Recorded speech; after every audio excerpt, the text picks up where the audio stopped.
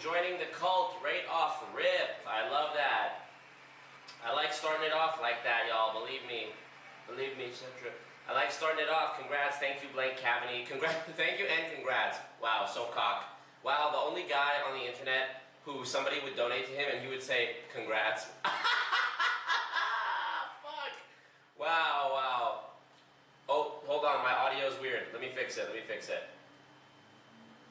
I'll tell you why.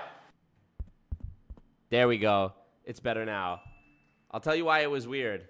Okay, let me tell you why it was weird. Let me see it. I'll tell you why it was weird. Yeah.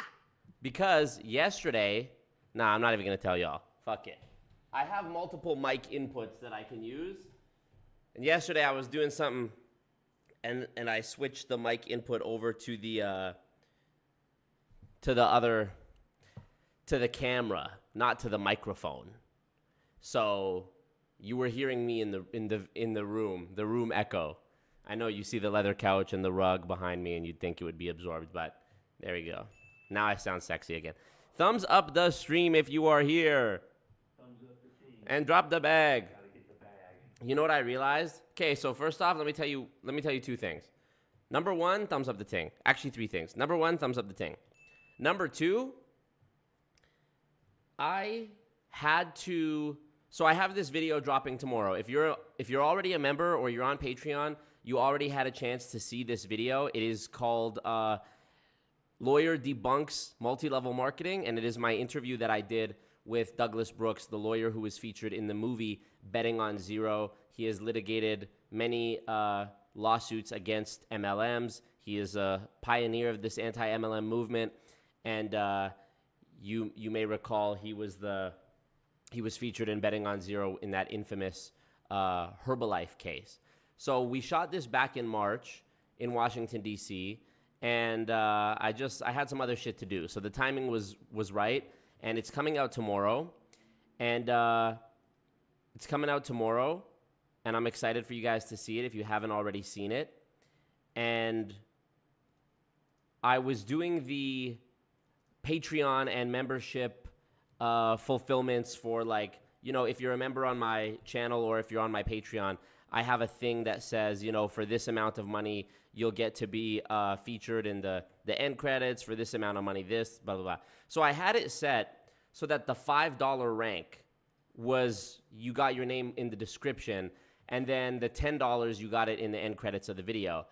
But doing this today, I started typing in the names that I needed to put there for the description, and there was literally, thanks to your guys' generosity and the amount of memberships that you guys have gifted in the last month, all the new members, I literally had to change the tier system so that now the $5 tier doesn't get you it gets you early access to the content still, but it doesn't get you it doesn't get your name in the description or the end credits. I had to move all that to the $10 tier because I'll tell you why. There was literally too many names, and as I was typing, I got through half. The list was like 200 plus people, and I got halfway through the list manually typing everybody's name, and I looked at the character count in the description box, and the YouTube description box would have literally limited me and cut me off from being able to include everybody's name. So I was like, I need to think of a solution. So we upped the price on them. Which is good. So appreciate y'all, basically, is what I'm trying to say. And also, while we're talking about that, I was going through the catacombs and seeing the data, and it turns out there is nobody on YouTube that is subscribed to the Senior Vice President or Chairman Elite role. Now, those roles are special because you get all the stuff that comes with the earlier tiers, but you also get one-on-one video calls with your boy to talk about multi-level marketing. So that's pretty cool. I want to say what up to all you guys in the chat. Let me just skim through some of the comments here because there's already so many. There's already over 100 people watching. The next thing is I was planning in the Discord, I said that I was planning to reveal the identity of Scott Johnson tonight on the stream. Scott Johnson, the voice of... Do you like me? as well as the voice of... It's bull wrangling time. And... I gotta get the bag. And... Let's go. And... Thumbs up the team. He has been a illustrious phantom since I first learned of his existence back in 2021. And nobody, as far as I know, knows what he looks like. This all changed yesterday. Yesterday, one of my spies, okay, one of my cult spies, I permitted them to leave the walled, barbed wired, electrical fenced off grounds of the commune, which we all reside on, just outside my window there. I allowed them to go conduct a reconnaissance mission outside the walls of the commune and try to figure out the identity of Scott Johnson. And I needed visual. So let me just say, I've changed my mind a little bit because I realized we've been doing so many Building Fortunes radio streams, especially with Glenn from Australia going on their show. They've been doing like 2 episodes a week for the past couple weeks. It's too much. So we're going to react to Ray and Jessica Higdon play to win. How? We're going to react to that tonight. By the way, somebody has to get me a sound clip, a sound bite of how, so that we can add that to the stream deck. But on the next stream, on Friday, actually, you know what? Maybe I'll save it till Saturday. Maybe I'll make you guys wait. But let me just say, I have never been more confident in my life that the person who... I was sent an entire investigation. I was sent a full breakdown, okay, with photos and, like, links, a ton of shit. I have never been more confident that the person that I was sent the photos of and the investigation of, I have never been more confident that that person is actually Scott Johnson. And I believe we have pictures. The only thing that is not making me say it's a 100% guarantee that it's Scott, and that I would say it's a 99%. The soundboard should be connected. Let me see. Properties. No, you're right. You were right. I was wrong. Wow, that's embarrassing. How about this? Nope. That still isn't working. So where is the audio coming from, I wonder? Yay, where is it coming from? Yay, it's not working, yay. Well, that's good. That's good. Thank you, Even Stevens. Thank you for being in this cult. Anywho, let me fix the audio. I'll try, anywho. Did that work? Here. No, that worked. Yay, now it's working. Yay, I fixed it. Wow, that's embarrassing that it wasn't working with, when I was saying, you know Scott Johnson from this. Thumbs up the team. Etc. But the only thing that makes me not a 100% guarantee that this is Scott Johnson is the fact that I don't have a video of this person with their mouth moving and sound coming out of it. If I had that, I would say it's a 100%. But short of me having that, I would say it's a 99% guarantee that that is, you know, that's the thing. So... I forgot to make an Instagram story. Yes! Bad YouTuber, professional YouTuber for 4 years, still forgot to make his Instagram story. Okay, can we get an Obama? Somebody asking for the Obama. Okay, let me, sorry guys, I might have to, I'm still at the point on the chat where y'all are talking about my audio being bad. Worse than VFR quality. I hate y'all. We got to get Mika membership. Yeah. Appreciate you guys gifting the memberships. The cult is so strong. The cult is so strong. What will Marco say on the hot mic? Sounds for those I'm going to find out tonight. Okay. Catching up. What up, NPAS? What up, all you guys? I'm done shouting out people's names, bro. I'm too famous. I'm too famous now. I can't be shouting out names all day. You know what I mean? I'm playing. Okay, let's see. Appreciate you guys. Sounds like compression, Marco. Yeah. soundboard wasn't playing. Yay. Oh, now I'm embarrassed because I'm seeing all the comments of you saying you can't hear the soundboard. Yay. Yay, I don't know what I'm doing. Yay. I swear every single time that I stream, it's a new technical difficulty. Something updated when I was asleep, something changed, something just doesn't work for some reason, something's not plugged in. Yes, love it. Love it. Okay. So we're going to just get right into it. Oh, I also have another video that I want to react to this weekend. I'll do that on Friday. Reacting to another Richard Sletcher video. He is the one from the... Yeah, but your channel is dying, right? Yeah.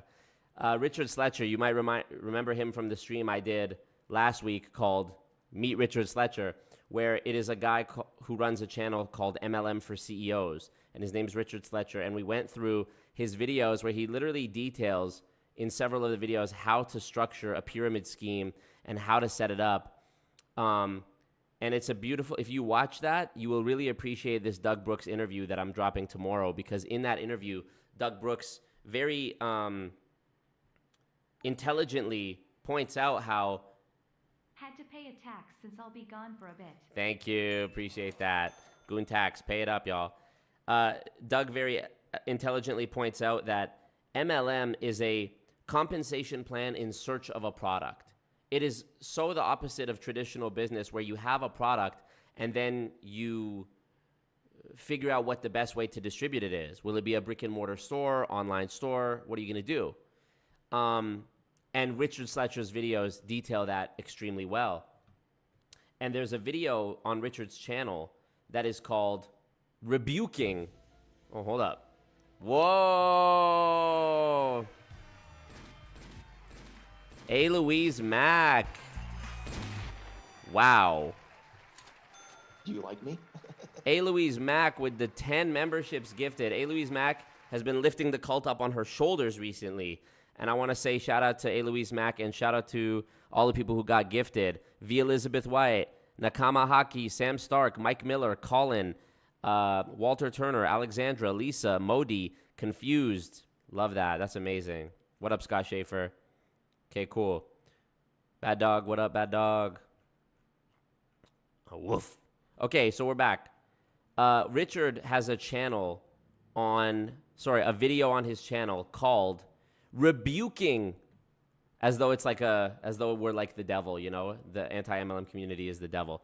It's a video called Rebuking the Top 10 MLM Hater Comments. Let me bring this up for you right here so you can see a little preview of what we're going to be seeing on Friday. So, I forgot I changed it so it looks different. I'm an idiot. Oh, where am I? There we go. Okay, let me go here. Let me do this. Let me click this. Let me click him. Let me shrink that. Okay, this is an hour-long video, bro. So on Friday, we're going to have a ball. Look at all the chapters. Build your team out of customers. Make it impossible to earn money. Traditional business versus MLM. Dude, I'm so smart. I highly recommend that you watch my Doug Brooks interview tomorrow when it drops. And then I highly, highly, highly, quadruple, mega, highly recommend that on Friday you watch my stream. Because it's basically the opposite. Here you have a much older MLM veteran and a much younger, student, if you want to call it that. And it's even down to the length of the video, it almost perfectly mirrors me and Doug's video that's dropping tomorrow, where it's an older veteran of this anti-MLM mission and then a much younger proprietor of it. And I guarantee you are going to see such a cognitive dissonance, such a stunning level of mindlessness and nonsense when we watch this Richard Sletcher video on Friday after you see the Doug Brooks interview, because we're going to be talking about the same things that these two are talking about. And you are going to see the difference between two intelligent, rational, logical thinking people talking about MLM versus two brainwashed I mean, in the case of the young guy, I would say he's brainwashed. And in the case of Richard Sletcher, I would say he's just a crook. He's just a grifter who's making the money off of it, and so will provide whatever logical fallacy, comparison or justification in order to rectify it in his own mind. So it's going to be absolutely jarring. I'll say that for you to see. But definitely watch that.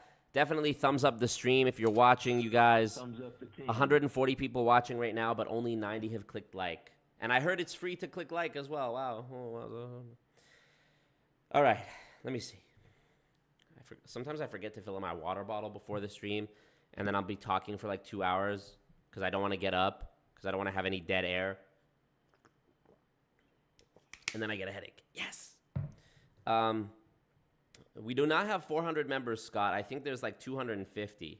But mind you, that's, most of those are people who were gifted a membership and they probably won't renew. Blink, blink, blink, blink, blink, blink, blink, blink, blink, blink, blink. Hopefully they do. Yeah. Let me see what y'all are saying in the chat here.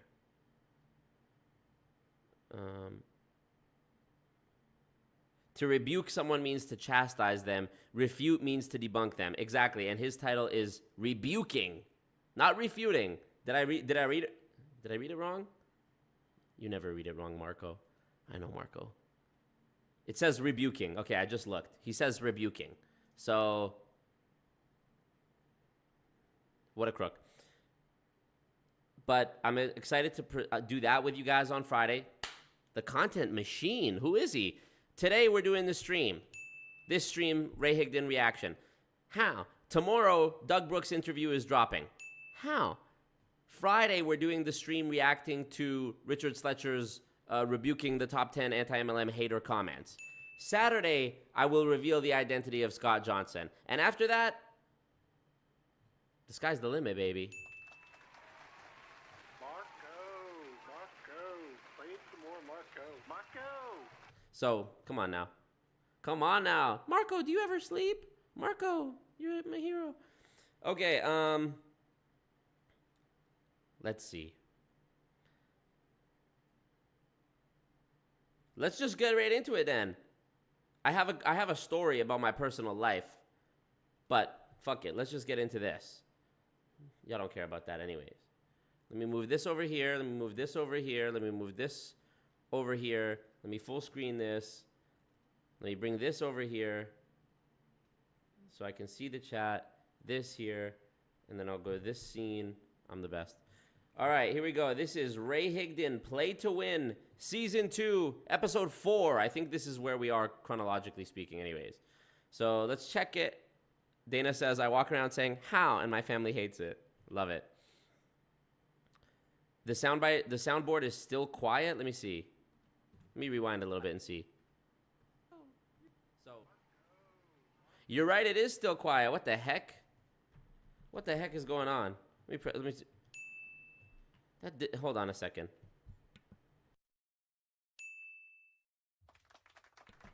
Oh, it's literally just because I have the volume low on it. Yay, I'm an idiot. Okay. No, we want story time. Okay, well, I'll do the story is ridiculous. But this stream isn't a stream if there isn't an hour-long personal monologue first. Dude, trust me, I'm so tempted. I have a really good story about why I have the hardest life of any person who's ever lived.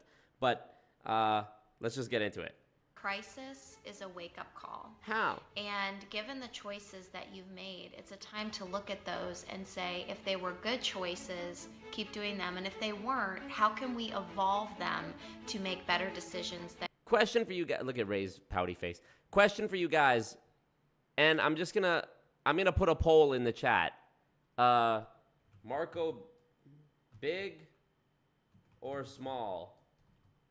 Big, small. Because I want to know, does this look better where I'm in the little corner of the screen and Ray and Jessica are big? Or, hold on.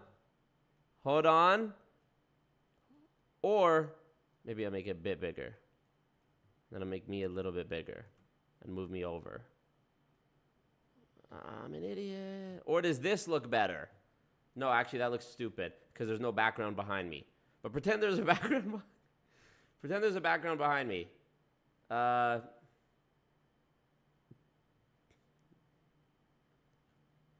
Never mind. Forget. I'm not even doing the poll now, actually. Forget it. Yay. Yay. Yay, I second guess myself. Yes. I'm embarrassed. Yay, I'm insecure. I'm insecure about it. Okay, fuck it. Fuck it. All right, here we go. Medium, yeah, okay. That create a better life moving forward. You learned how financially fragile you are, and that actually is a good lesson. When I lost it all in the real estate crash of 2008, I was able to rediscover a career and completely change directions into something that I actually love. Now is not the time to blame people outside of you or anything outside of you. It's actually time for massive introspection.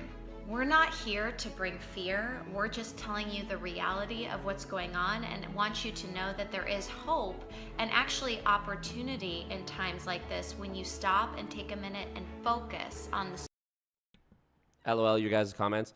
Eye doctor type B with 1 or 2. Big Marco taking creatine, so true. solution. The world has changed a lot over the last decade and especially over the last 3 to 5 years. Not only has the world transitioned to digital, but careers are shifting and need to be rethought and redirected.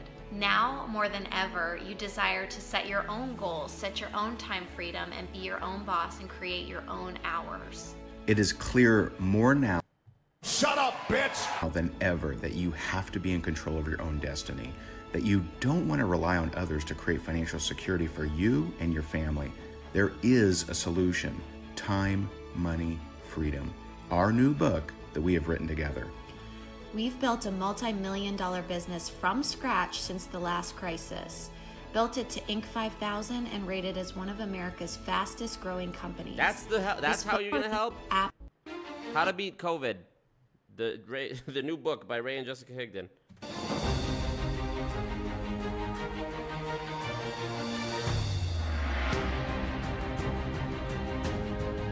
I'm Paul Bond. You're watching Play to Win. Here we go. Welcome to Play to Win. This show exemplifies the best of the Higdon Group. We created this show so that you can see what it takes to make it in business today. This episode is all about you.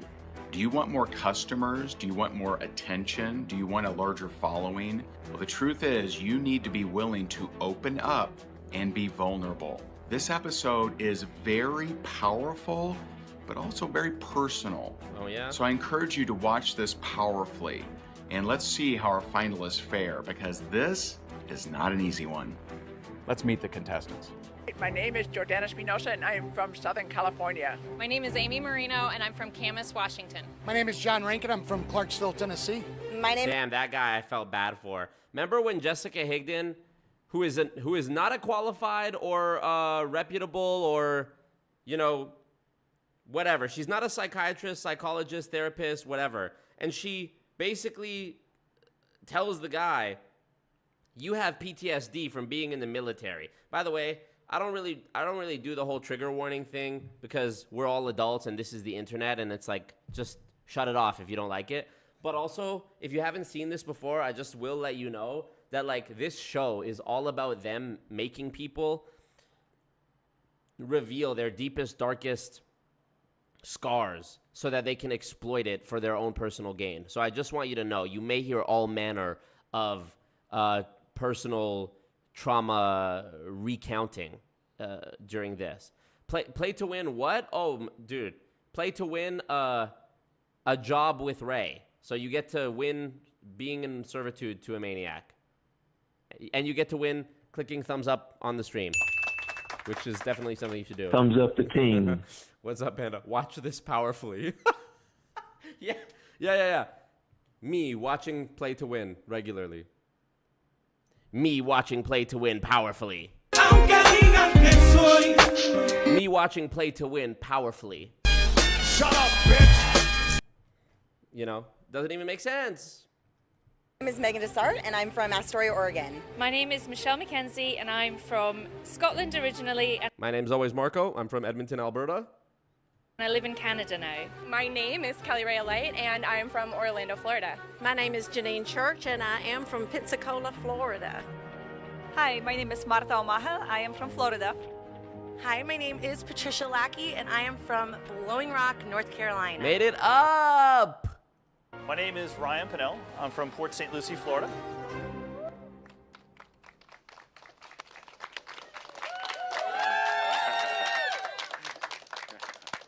Wow. And so today is all about leadership, heart, sales, connection. We're going to get deep today. Is you can't get better with strangers until you get better with yourself. We were at a charity dinner, and there was a trip to Belize, and it was private yacht, private jet, on an island, 5 couples, amazing. And she sees it and she's like, oh my God, this is amazing. To me, it meant no escape.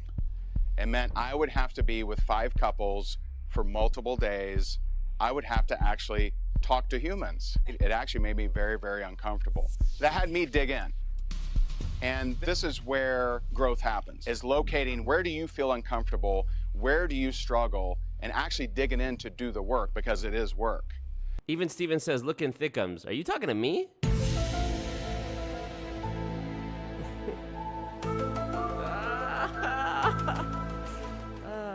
Thank you. And so I have multiple coaches. You're going to meet one of them today. And I started talking to them. I said, hey, this is what happened. This is what's going on. And they started digging in. And so started working with my mindset coaches about this. And a couple things came up. One of the things that came up was when I was 7 years old, my teacher knew that something was off. Something was not right with me. And when other kids would cry, back when I was just in elementary school, my teacher knew something was wrong with me because I would do things to cause anguish to other children. And when they would cry, I felt nothing. And that was when my teacher knew there was something wrong with me. But I didn't let my limiting beliefs hold me back from being an absolute sociopath that took everything from people. Shout out to Ray. And they had a hunch, I believe, that something was going on at home. And so I didn't really know what it was all about, but at the time, that was when I was being very physically abused. I didn't really know what it was about. Write this down. And she would ask me questions, and I started getting more comfortable, and I started sharing. I started sharing some of the things that were going on. I started sharing that almost every single morning I was thrown against the closet and stomped. So I'm sharing these stories with this guidance counselor. I've never been able to share them with anybody. I mean, at 7 years old, who do you share this stuff with? I'm kind of looking forward to it because I kind of feel better. If you talk about what's going on in your life, it does kind of help you feel better. I walk into that room and my dad and my stepmom are there. She actually didn't believe me. She thought the stories were so crazy that I was just making this all up for attention. And so that day, she painstakingly proceeded to tell every story I'd ever told her. And that was the day that I stopped trusting people. I actually do wonder if this is a case of like hurt people, like, but also at the same time, I've seen enough Ray Higdon that I don't even believe he's telling the truth about this. That may have been the last day that I ever opened up to anyone really, besides Jess. I associated that me being open only meant hurt. That was a very bad day. What has that prevented me from doing? It's prevented me from really connecting. By the way, let me get this straight. In case, I know it's been a while. We've sort of spaced these reactions out over the past few months. But the first episode we watched was all about them explaining, basically pleading with Ray and Jessica and begging them and telling them why they are the best person for the job. And this was paired with them just trauma dumping. Like, as far as I can recall, there's not really been any like actual challenges. There was one where they had to design like a pretend, they had to like sell a bunch of Ray Higdon's merch. Oh yeah, whichever team could sell the most Ray Higdon merch in like 1 hour was the was the winner. That was the challenge. Hawk my shit. If I had a game show, that's what it would be called. Hawk my shit. But other than that, it's literally just been them taking these people for a ride, which is insane. Connecting with people. On stage, I've built that muscle. One-on-one, that's where the work was. Last Saturday, we were at that charity auction, and we bought that Belize trip. Thumbs up the ting. There's 60 of y'all that have not clicked like, bro. I need an audio that's like this. Do you like me? But do you hate me? Because that's what I'm trying to do right now. I'm trying to get the likes up. LOL, me just like slowly becoming an emotional abuser because I've spent so much time watching these like emotionally abusive people like Ray Higdon. You guys know it hurts me when you guys don't thumbs up the ting, right?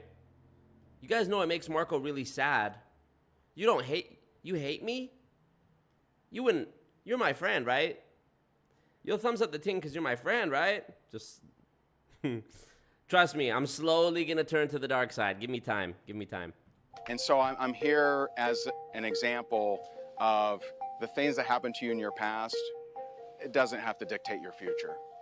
But if you don't do the work, if you have areas in your life where you're not showing up as big, where you tend to hide out when what you're afraid of, if you have those areas but you refuse to do the work, if you refuse to inspect those areas, you're only going to reach so much of your potential. And we're here to help you tap into that potential. You with us? Yes. Awesome. This next challenge, you're actually going to be working on your story. Such an integral part of building a business, building fortunes, life, connecting with others, enrolling others into whatever idea you may have or whatever action plan you have. And to help us with this, we've actually invited one of our good friends and business coaches. Please tell me it's Peter Mingles. And I'll bring her up here. She's absolutely amazing, Heather Christie. A random chick. A random lady. Guys, we have a really powerful, life-changing event for you today. There are going to... No, I'm in the middle of a bit. Thank you, Margot Daly. Congrats to Rudy, Margot Daly, Gary, Daniel, and Sharaz. We got a great event for you guys, okay? There's going to be some amazing speakers. I want you to write this down. We are going to have Bob Smith at this event. I want you guys to write this down.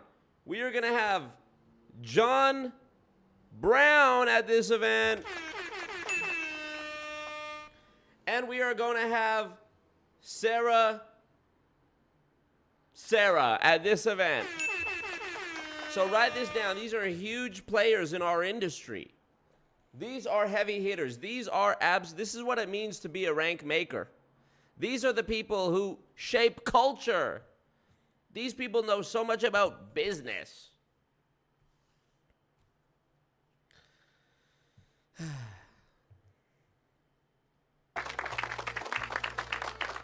And why don't you share a little bit about yourself, Heather? Okay.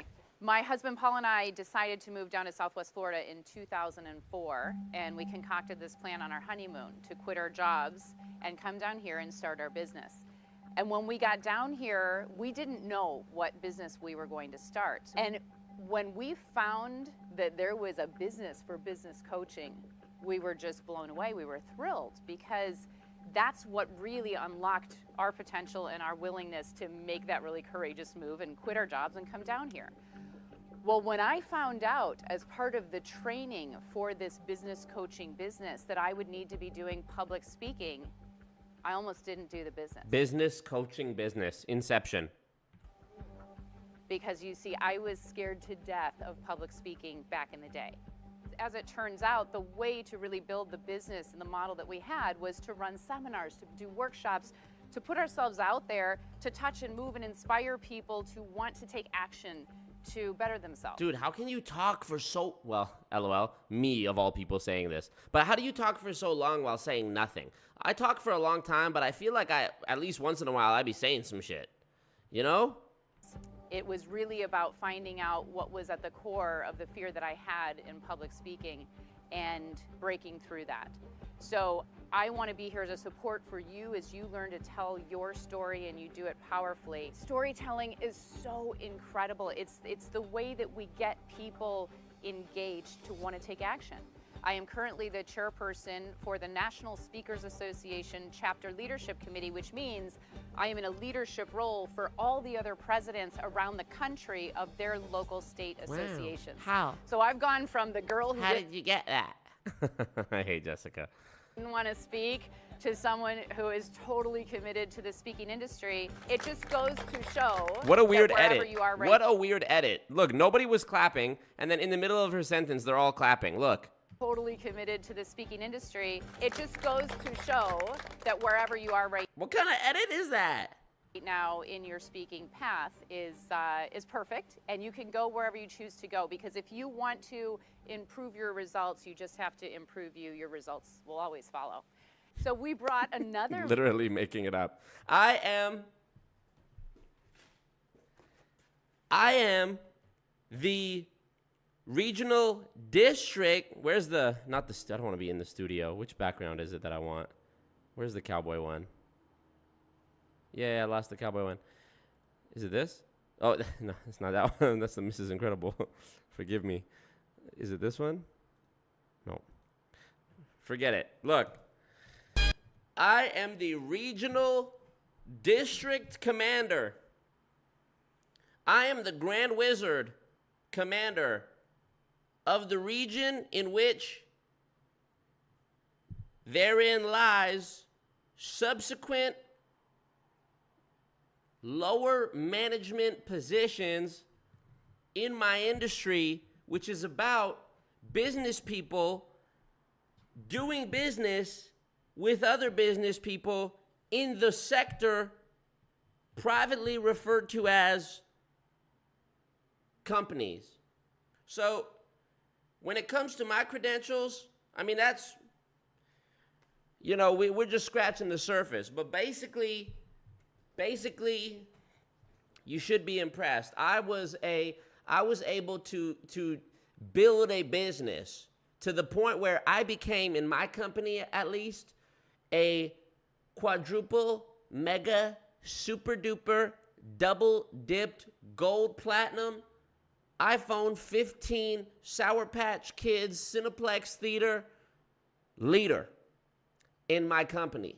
And that is a rank that, they didn't even have that rank when the company started out. Company started out just a few guys. I came into the party late. My mentor, I passed my mentor up years ago. That's how I know it's not a pyramid scheme. It's a pyramid scheme. Look, you know, hey, I used to be in corporate America, okay? Now I love America, but the problem was, if you are in a company, you will never become the CEO.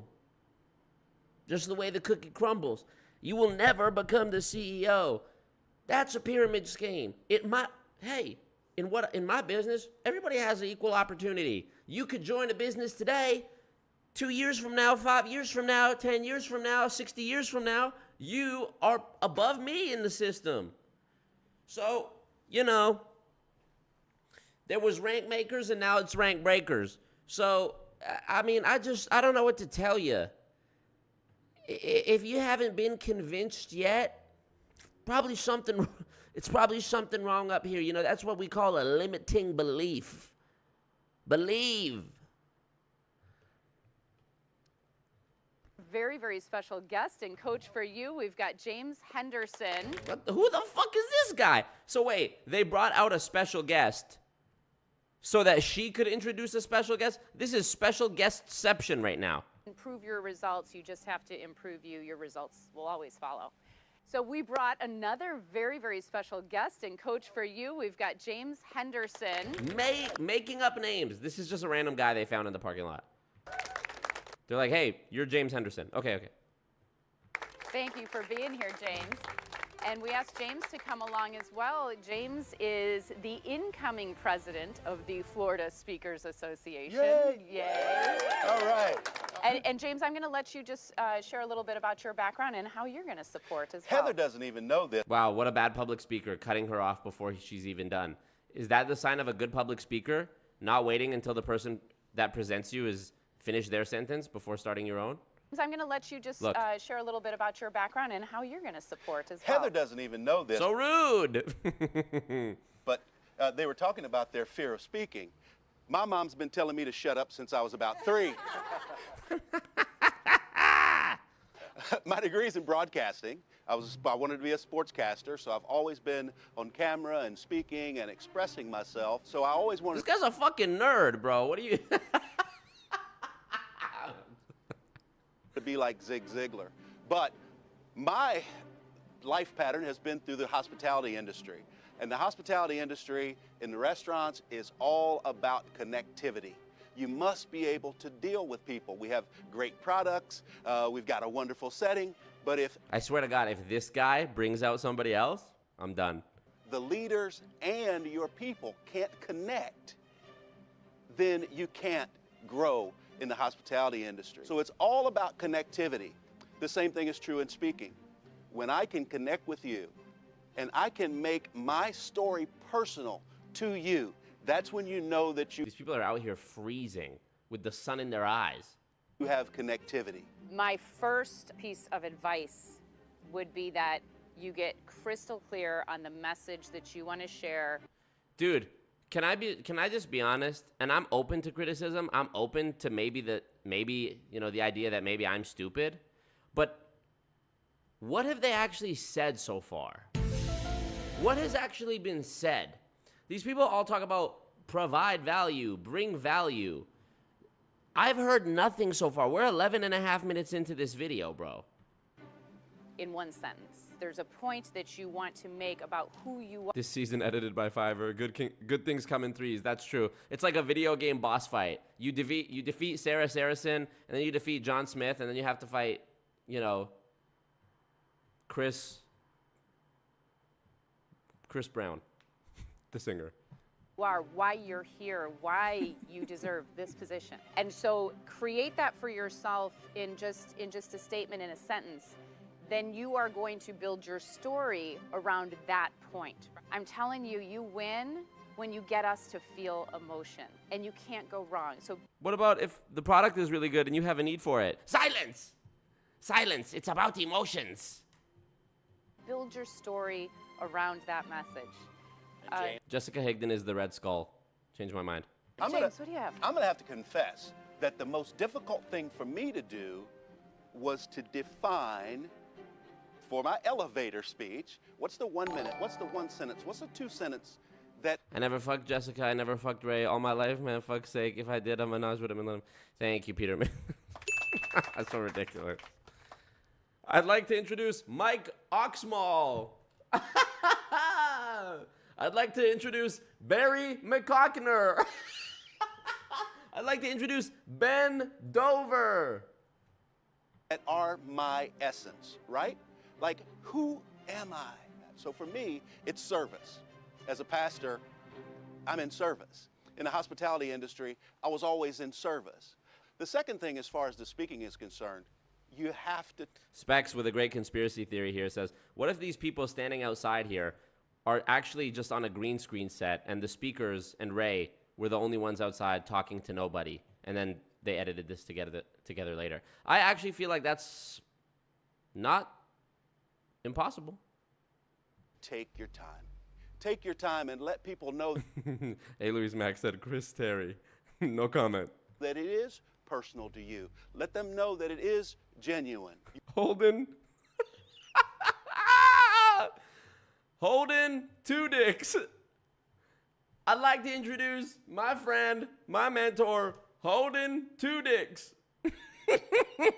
He's children. Literally children. Mike Hunt. Dixie Normus. Why'd he wait so long to reveal the pastor part? Bro, he's building up to it. You just wouldn't understand, Huge erection.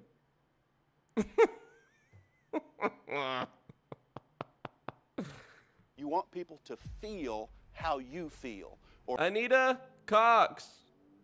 Or especially feel how you felt in that moment of your story, right?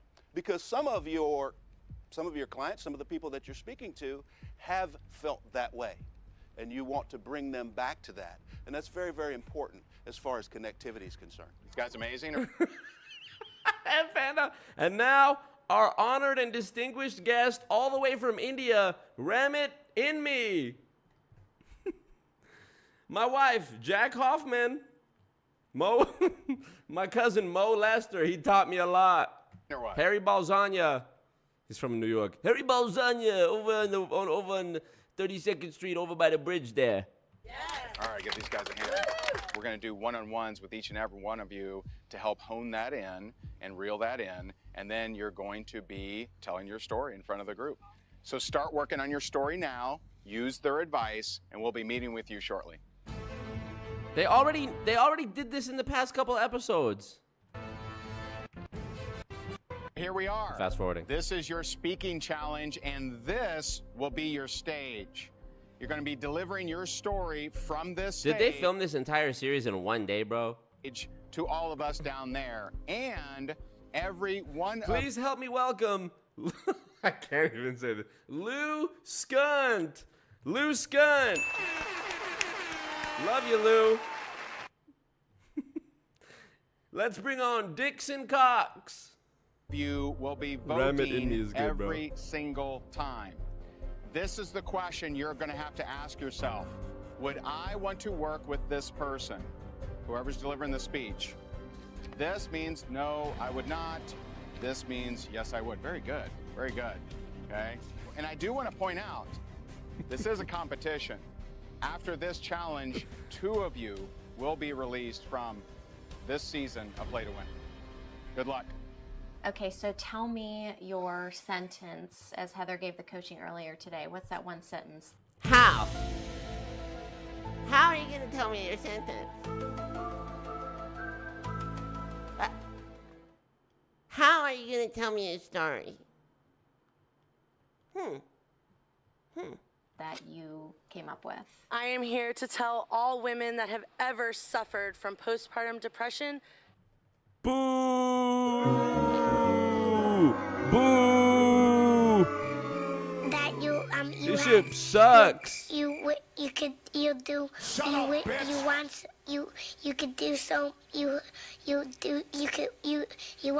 want him to do you so much you could do anything. That will literally be Ray and Jessica's reaction, I promise. You can do it. You can get out of it. I'm just really, really nervous right now. Like, Just role play with me here, okay? I'm a mom who is literally a bitch. So depressed that I don't even want to touch my baby.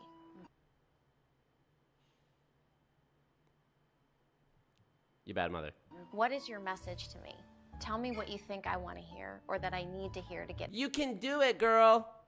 Myself out of that. If you have literal depression, postpartum depression to the point you don't want to touch your baby, probably Jessica Lackey or whatever this girl's name is, some random woman is probably not the best person to be talking to begin with. You should probably get professional help, bro. But you can do this. It's not. Oh, wow, I literally guessed it. I literally guessed that she was going to say, you can do this. What you think it is at that moment, it's not. But you need to have some other thing, okay? And for me, that was network marketing and direct sales that helped me in that community. Okay, so there's a bigger picture here, and the bigger picture is somebody goes through something so terrible, and they have this huge expectation of how it's going to be amazing, and then it turns out to be so terrible for them. That happens in life over and over and over again. So it's about bringing somebody from that place of, this was my expectation, that didn't happen, okay, I know exactly how to get out of it. The core is you get your... Let her cook. What? Jessica's not even saying anything right now, dog. Dress up and you overcome. Okay, got you. Nodding like she said some shit. In your story, when you present, that's a problem, that you're not telling me what you do. So point directly to what you do. I got it? I got it. Awesome. If my baby looked like Ray, I wouldn't touch it either. LOL. I remember The baby just comes out with gelled hair.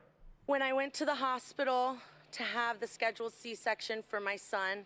I remember how excited I was to get there, how excited. Everybody there. This reminds me of the final scene of Avengers Endgame, spoiler alert, where they're all at the funeral. That's the vibe I'm getting from this. I was to welcome my son into the world that night. How does this help you sell shampoo? Great question, Scott Johnson. Coming Thumbs up the stream, by the way, everybody. 180 likes. Sorry, 180 viewers, but 40 of y'all have neglected that juicy like button. out of the drugs from the C-section, something didn't feel right inside of me.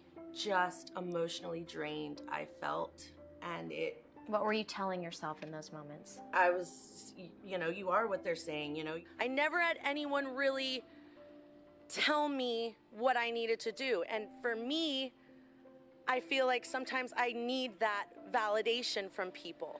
I'm a very... Jessica's personality absolutely strips her of any physical beauty she might have had. If I didn't know who she was and I just saw a picture of her, I might be like, oh, okay, she seems, seems like a nice enough lady. But how? Just killed it. Very outgoing, energetic. I love people. The baby comes out looking like, making a fucking smug face. I'm not your friend today, because we don't have time for that. Remember when he did that? I wanted to have nothing to do with anyone, not my husband, not my new baby. Those are the things you want to celebrate. You want to hold your child and feel that love, give it that love. I had so many feelings of self-doubt. Wrap it up. Look, Jessica not even looking at you. Jessica looking off to the side. Not being worthy of success because I was so hard on myself. When you tell your story, I want you to tap into this emotion right here, because nobody who hasn't been through that can relate to that. Imagine an actual sales job where they were doing all this shit. What's the lesson that you've learned to get you out of that place? And why are you here? And you've got to be the one that channels that and uses it to get yourself out. 2 years after I've had my child, and I said, I'm done. The one thing.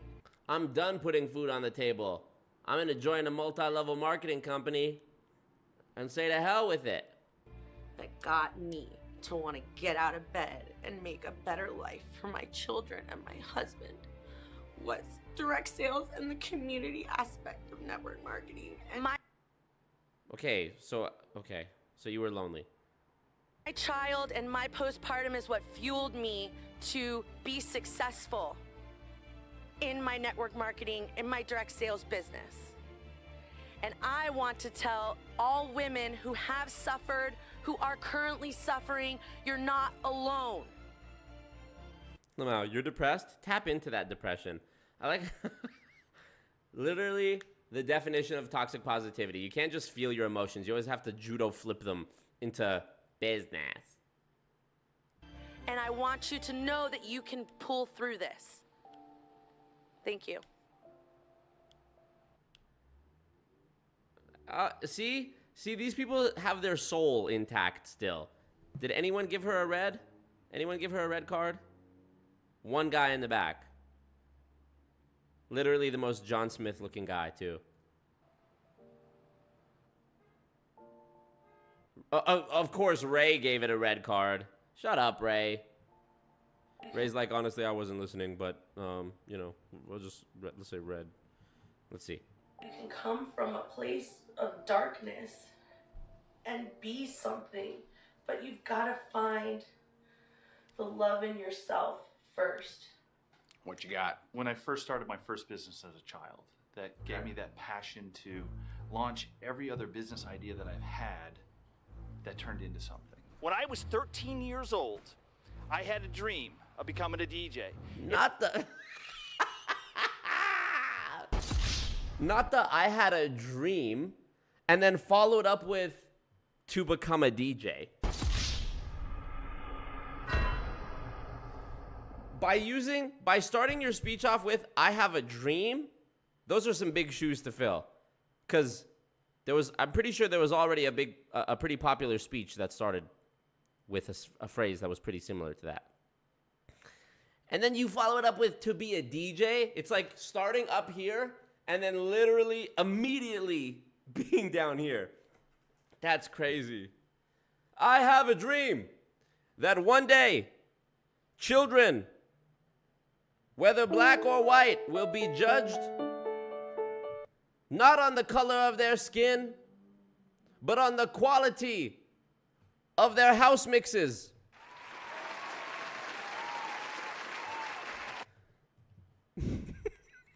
Stupid. Okay, let's. When I was 13 years old, I had a dream of becoming a DJ. It all started at the high school or junior high school dance. Hold on, Panda said, why does he sit like that? Oh yeah, Ray? Ray literally sits like he's in trouble. Ray literally sits like, you know how Ray is sitting? Wow, I'm so funny. Ray is sitting like a kid who is up past their bedtime and they're on the couch trying to just be perfectly still and perfectly quiet so that their parents don't send them to bed. We've all been there. Your parents maybe lost track of time one night, maybe it was a school night, and there was some movie playing, and you didn't want to like make a sound for fear that they would send you to bed without finishing the movie, so you just sit there quietly. That is exactly how Ray is sitting right now. Literally. Literally. I had a dream. Launch. Thank you, Sanjila, for joining the cult. Welcome. I have a dream to drop this beat. David Guetta would do some shit like that. That's like the David Guetta. Shout out to George Floyd. That was the best moment in history. Every other business idea that I've had that turned into something. When I was 13 years old, DJ stands for dumb job. Is that what you really want? LOL, bar specs. That all children have equal opportunity to chop and screw the sauciest mix.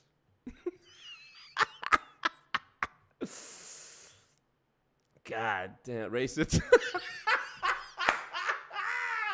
Silicon Valley said, Silicon Valley said, Ray sits like a police dog.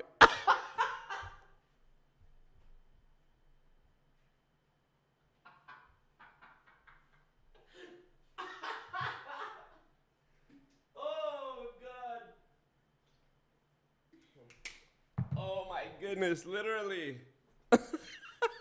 Like a police dog. Oh my God. Is there cocaine over here, boy? Go get him. Go get him. Dude, we're never gonna get through this guy's speech. Like his mom trying to correct his posture. What up, all around player maker? Appreciate you. Respect. Oh my God. Imagine he pulls out a set of turntables and starts playing. Okay, let's watch this. As a child, that gave me that passion to launch every other business idea that I've had that turned into something. When I was 13 years old, I had a dream of becoming a DJ. It all started at the high school or junior high school dance. The girls are on one side, the boys are on the other side. The room's jamming. All I wanted was a big booty Latina gal to dirty wine on me and let me bruck off her back when the dance hall rhythm started playing. But alas, she went with some pussy old blood clot waste man instead. From that day forward, me a decide me a become a DJ. And so anyways, and then my mother told me, Darren, you can't do that. But there was something I was noticing. One guy was controlling the room, and I wanted that to be me. 3 weeks later, I saved up every dime I had and bought $500 in gear. What? A 13-year-old was able to save $500 in 3 weeks? This motherfucker was rich. Where'd you get the money? And then I was going to coattail it back that if you have your dreams, you have to be willing to take that step to drive into that. Now get Ray literally sits like Batman's dog Ace the Bat Hound. this. Y'all seen that movie DC League of Super Pets? That's how he sits. I had 28 subscriptions to Random House, Time Warner, and CDs coming in my dog's name and everything else. Let me tell you one thing. My dad was pissed. 28 accounts? How am I going to pay for it? Guess what? I had a way. Rode my bike 13 miles to Port Jefferson Bowling Alley. 13 years old, secured my first gig. Teen night. Thank you, Margot Daly. Appreciate you. Yeah, I hate his life. For the next 2 years, I was DJing in front of 200 to 300 people. Built that The inspirational music, Morgan, LOL. This is the music. I'm going to rewind it a little bit. This is the music that plays when you're playing Super Smash Bros. On GameCube and you're selecting your character. Listen. 13 miles to Port Jefferson Bowling Alley. 13 years old, secured my first gig. Teen night. For the next 2 years, I was DJing in front of... Samus! Listen to it. Secured my first gig. Teen night. For the next 2 years, Star I was Fox. DJing in front of 200 to 300 people. Built that into a career that spanned 23 years, get this. Allowing me to go into between 7 and 8 different companies that I've bought and sold through that. I'm running into trying to transition into it. You guys are sleeping on that joke. That was fucking funny. Oh my god. I want to be in control, every 13-year-old. How to tie it into the back end, to close it out and bring it in. I would just say, what are the struggles that you've observed? I observed this problem and I did this. So it's like I observed a problem. This is how I figured out to help people overcome that problem. Okay. There were so many of my friends that were trying... This is the kid president gets elected music. Pikachu! Link! to start a business. Mr. Game & Watch! And they couldn't go anywhere. They were stuck in design. They were stuck in logos. They were stuck in, what do I do with an attorney? Well, I have a gift. Being able to go there and help people and get... This is the music that plays in the background of a Better Call Saul commercial. Through the process in the beginning. We have repeatedly, over and over and done that. Now, I'm out there to help people across the world take their businesses from day one to get ready and get started. How do we do that? We're gonna maximize profits, improve strategic position. Dude, who was it that used this lingo bingo, this business lingo bingo, in a recent stream? We're gonna pursue diverse methods of achieving results. We're going to apply strategic inputs in order to raise capital. You're just saying nothing. Listen to what he's saying. He's saying nothing. How do we do that? We're gonna maximize profits. Maximize profits. That's not how. Maximizing profits is the goal. Hi, Velvet. Thank you, Specs. I'm pretty sure that's Legend Gaming that donated, but we're gonna maximize profit. Imagine you go into the office with the company owner. Hey, what do you got for? How are you gonna help this company be more successful? I'm gonna maximize profits. I'm gonna improve customer support, and I am going to create an atmosphere of positivity in the office. The CEO would be like, yeah, how? How are you gonna do that? Improve strategic position, help you with your web design. All that in one house, taking you from your concept to deployment instantly. Instantly? That's what I got, guys. Boo! That was bullshit speech. That actually sucked. For real, not even in the context. Look at this dude's face. He's like, nah, that was not it, my G. He's like, that was not it. Not quite it.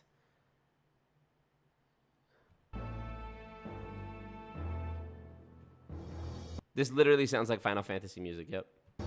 Verticals, convergence, send it up the chain, synergy, guys. Write this down, synergy. What is your mission? What's your one sentence that you're trying to rally the story behind? Helping women. Obstacles don't have to define you. They can either pull you down or push you forward. You decide. When I was a baby, I was adopted by a wonderful, lovely family. And I grew up 2 blocks from Disneyland, the happiest place on earth. But when I was about 4 years old, my mom was noticing I was not reacting to the sound of the Disneyland fireworks. And I was diagnosed with a severe to profound hearing loss. And so... Oh, she's deaf. Okay. I was like, what part of fucking Wisconsin is she from? School, I continued speech therapy. Kids would make fun of me for the way I spoke or the way I hear. They would just say, oh, well, you can't hear us, so we're not going to be able to play with you. But I took it as, you speak funny, therefore... That's sad they're taking advantage of this deaf woman, haram. You are not like us, and therefore you're not good enough. The things that make me different are actually my greatest strengths and my greatest asset. So that's why you hear a little bit of this accent that you hear nowadays. My trademark. I love your mission. I love your story. But I'm thinking to myself, I could never be like you. You're too positive. I don't feel that down enough. And then you take it back up, because that's where you're going to help the most people to Oh yeah, that last guy with the DJ dude, the glasses were bad, Panda. find. That's where I was in my life, but this is what helped me. This was my turning point. I want to hear that big overcome story. Marriage is supposed to solve all of your problems, correct? It didn't. I still carried those feelings of unworthiness, and it all came to a head in 2009. We're visiting family in Guadalajara, and I'm alone in the house with a family member. How is it that they're all getting such bad scores, even though they had the advice of Ray and Jessica? Ray be giving advice and then still giving them the red card. And she comes in and proceeds to rip me apart from head to toe, inside to outside. I'm not good looking enough. I can't clean. I don't know how to take care of children. I'm not good enough. I don't speak well enough. You were depressed because you thought you weren't being the domestic wife that you should be. LOL. Jessica took one of the claws off of her hand that morning and hung it around her necklace. How does that relate to being deaf? I know that it was almost two completely different... Jessica dressed like Craven the Hunter. I'm so funny, bro. Why Jessica dressed like Craven the Hunter? With the orange, like, patterned shirt and the yellow pants and the claw, the saber tooth, you know, tooth on her fucking shirt. Bitch dressed like Craven the Hunter, bro. She's about to go kill Spider-Man. I needed to find a worthy opponent, a worthy kill. I am Jessica Higdon. Stories. Right. And so... So you need to find out, and you need to figure out which one. Isn't that all mother-in-laws? Yeah. Means the most to you.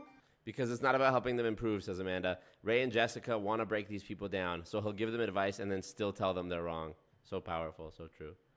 And which one relates the most to your mission, and overall, in the big picture, of which one is why you're here fighting. I told my husband and other family members, and they just told me, that's just how she is. And I felt betrayed. Betrayed by the one person who's supposed to love me the most. 2 years ago, I find Rakemakers, and I started listening to Ray. And I could see Ray in the camera looking at me, and I began to believe that I could do this. She's got to get a green card from Ray and Jessica for kissing Ray's ass in the speech. A few months ago, we invested in coaching, and I'm talking to my business coach, and she invites me. She was the first person in a long time that believed in me enough to tell me to invest in myself and overcome these obstacles of self-worth that I have. So that's what I have for you. Ooh, L. Even Jessica, you traitorous bitch. You were the one who coached her on this, and you still gave her a red card? Oh, my man's back here was not fucking with it. He's like, nah, this one wasn't it either for me, my G. Damn, 7 red, 6 green. This guy's on his phone. Look, Johnson right there doesn't even give a fuck. So, what's this amazing story you're going to share? What a cock. So I'm kind of wobbling between, because there's so much to my story. And I was thinking about it after our first meeting, and I don't want to be known just as the veteran, the military guy, but that's such an instrumental part of who I am. And so I'm going to take you back to when I was a kid, because I was thrown through walls. I was raised in West Philadelphia, born and raised. Spent most of my days on the playground. Chilling out, maxing, just relaxing, all cool. And then a couple of bullies from outside my school. How does it actually go? They started making trouble in my neighborhood. And I got in one little fight. And my mom, you know, she got scared. And she said, "You're moving with your auntie and uncle in Bel Air." And that's where I am today. Everyone gives a green card. I had my knee dislocated because I brought home 1D on a report card. I was molested by a family friend. See, this is too much. And I said to myself, I will never Imagine Ray giving him a red card. Ray's already holding up the red card. be unprotected again. I always felt like I was. Like said, bitch dressed like the Lorax. Hold on. Is she dressed like the Lorax? I can see that. Let me bring this up. I can see that Jessica Higdon does kind of look like that. I was never protected. I was never accepted. I was always the stupid one in my family. Like both my brother and sister were straight A students. There's always just been this deep desire to kind of prove that that's not who I was. And I didn't know when I joined the Army that I was really joining the Army so that I would never be vulnerable again.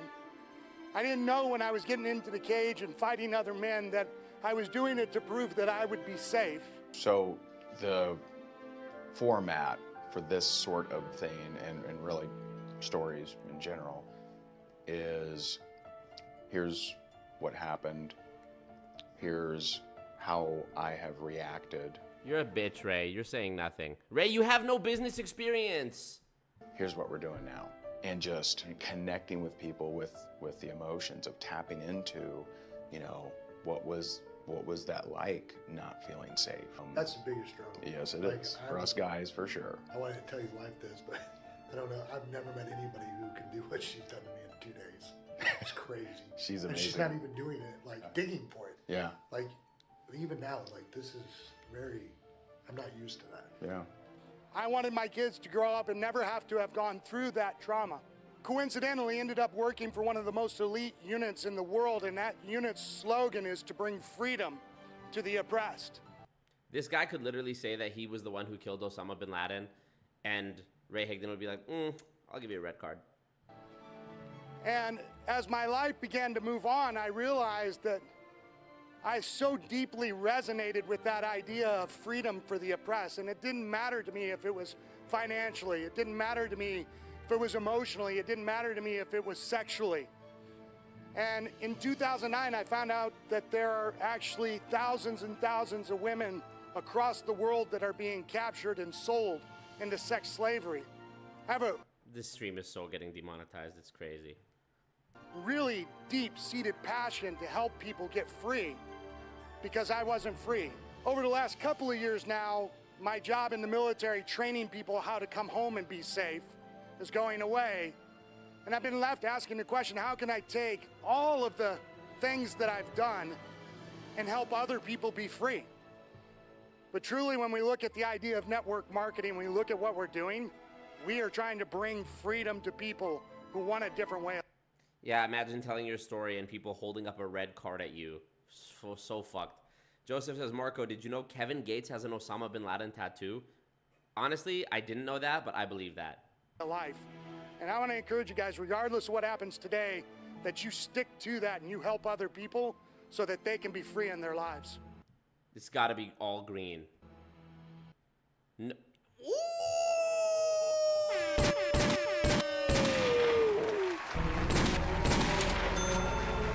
All green? Pff, body bag. Body bag. So my biggest mission is telling them what I went through. It's from my transformation from a cleaning lady to a business lady. As a young girl with big dreams, I was put in life to clean houses, to experience the hard work. She got a cape on. She's like this first guy did the whole I have a dream speech. I'm gonna be Superman. Fuck it. Feeling. Why are they by a dock? I think because the two people who are getting eliminated from this episode, they just throw them off the dock. That's my guess. Alone and like a trash many times, and I knew I could do much more. Telling them what I went through is not a mission, because I can tell you what I went through. That doesn't mean you're going to know what to do with that or relate to that. So your mission may be your lowest moments in life do not define you. You can be whoever you want to be if you can just believe in yourself. I would like to pass on the message that wherever you are in life doesn't mean that this is the person who you are. When I was cleaning, I really didn't like that. I felt not important, not appreciated. You felt She getting a red. I feel it. like you were a piece of trash. I was telling myself all the time that I don't want to end up like all these ladies who were like... Let's take bets on it. Let's add another layer to the toxicity. Let's take bets on what score people are going to get. 60-year-old, 70-year-old, still cleaning houses and working so hard. Where's the story in that to bring it back to your mission? Was there a specific moment in time where you said to yourself, enough is enough, and I So I joined Army thinking I would never clean again, LOL. want more than this? Actually, there was time when I promised myself that I gotta quit cleaning. It's okay. Quit cleaning before my kids get to school. My kids were the reason to actually move on with life and do more and help others. And I found network marketing and started working without any belief in myself. I really struggled with believing in myself. And I told myself that by the time my kids, because they were little, by the time my kids get to school, they will not be telling their friends that their mom is cleaning houses. I just didn't want them to being asked for other kids, what does your mommy do? I just knew I can do more, way more. Jessica herself is going to give red, I feel it. And actually through network marketing, I've done it. I quit that cleaning that I didn't like that much before kids got to school. Take responsibility. Thank you, Devin. Devin gifted a membership too. We'll see who it was. She escaped from Red Army in 1930s Europe to join MLM. Inspirational. Velvet, congratulations on the membership. Thank you, Devin. So where are you now? I achieved a lot, especially on my personal growth. I am the person who believes in myself. I am the person who getting rid of many fears, like the snake yesterday, like speaking English even. You own your own business full time? Yeah. Talk about that. Now I'm leading amazing business that I, who didn't believe in myself before, can help other women believe in themselves now. Then I am the one who's inspiring them, and I do it globally. Amazing feeling. On top of that, my kids, when they talk about their mommy, they say that my mom is a business person. Made it up. Instead of telling the truth, they lie. In what world is, quote, my mom is in a pyramid scheme better than an actual job? Great, exactly. Nothing wrong with cleaning, bro. And I'm here today to tell every one of you who doesn't believe in themselves that go for your dreams. Don't let anybody treat you bad, treat you negative, and go and follow your dreams. Thank you. 3 red? It's Ray and Jessica, I promise. Where's Jessica? Jessica didn't put one up. Tell me about your... She didn't even put one up. One sentence. Whatever you've gone through in life was meant to shape you into a powerful force for helping others. Okay, so tell me the story around that. My mom is not like other moms. She's a single parent. She lived She's wearing a red jacket, so I think she's gonna get red cards. a life of trauma. She really did the best she could, but that trauma got passed down to me. I can remember being like 10 years old. She and I got in a fight about something, and I was on my knees in her room begging her to stop berating me. She took my head with both her hands, and she slammed my head into the wall 3 times. Bruh, this is fucked. And if that wasn't bad enough, she pretended like it never happened. In college, I had to have her Baker acted which is put under suicide watch because she was threatening her life, and I was 90 minutes away and I couldn't get to her. And so what I thought was an act of love, of trying to save my mother's life, for her was the ultimate betrayal. She totally disowned me, and we didn't talk again for years after that. What the fuck, bro? So wait, I'm so confused. Why did the mom not fuck with her? And I couldn't get to her. And so what I thought was an act of love, of trying to save Oh, because you put her on a suicide watch. my mother's life, for her was the ultimate betrayal. Oh, I see. I felt like I didn't matter, and I just felt small. On the day one, I told you that my biggest challenge right now is relationships, and that is spilling over into my relationships for sure. I just wanted to get out of that situation.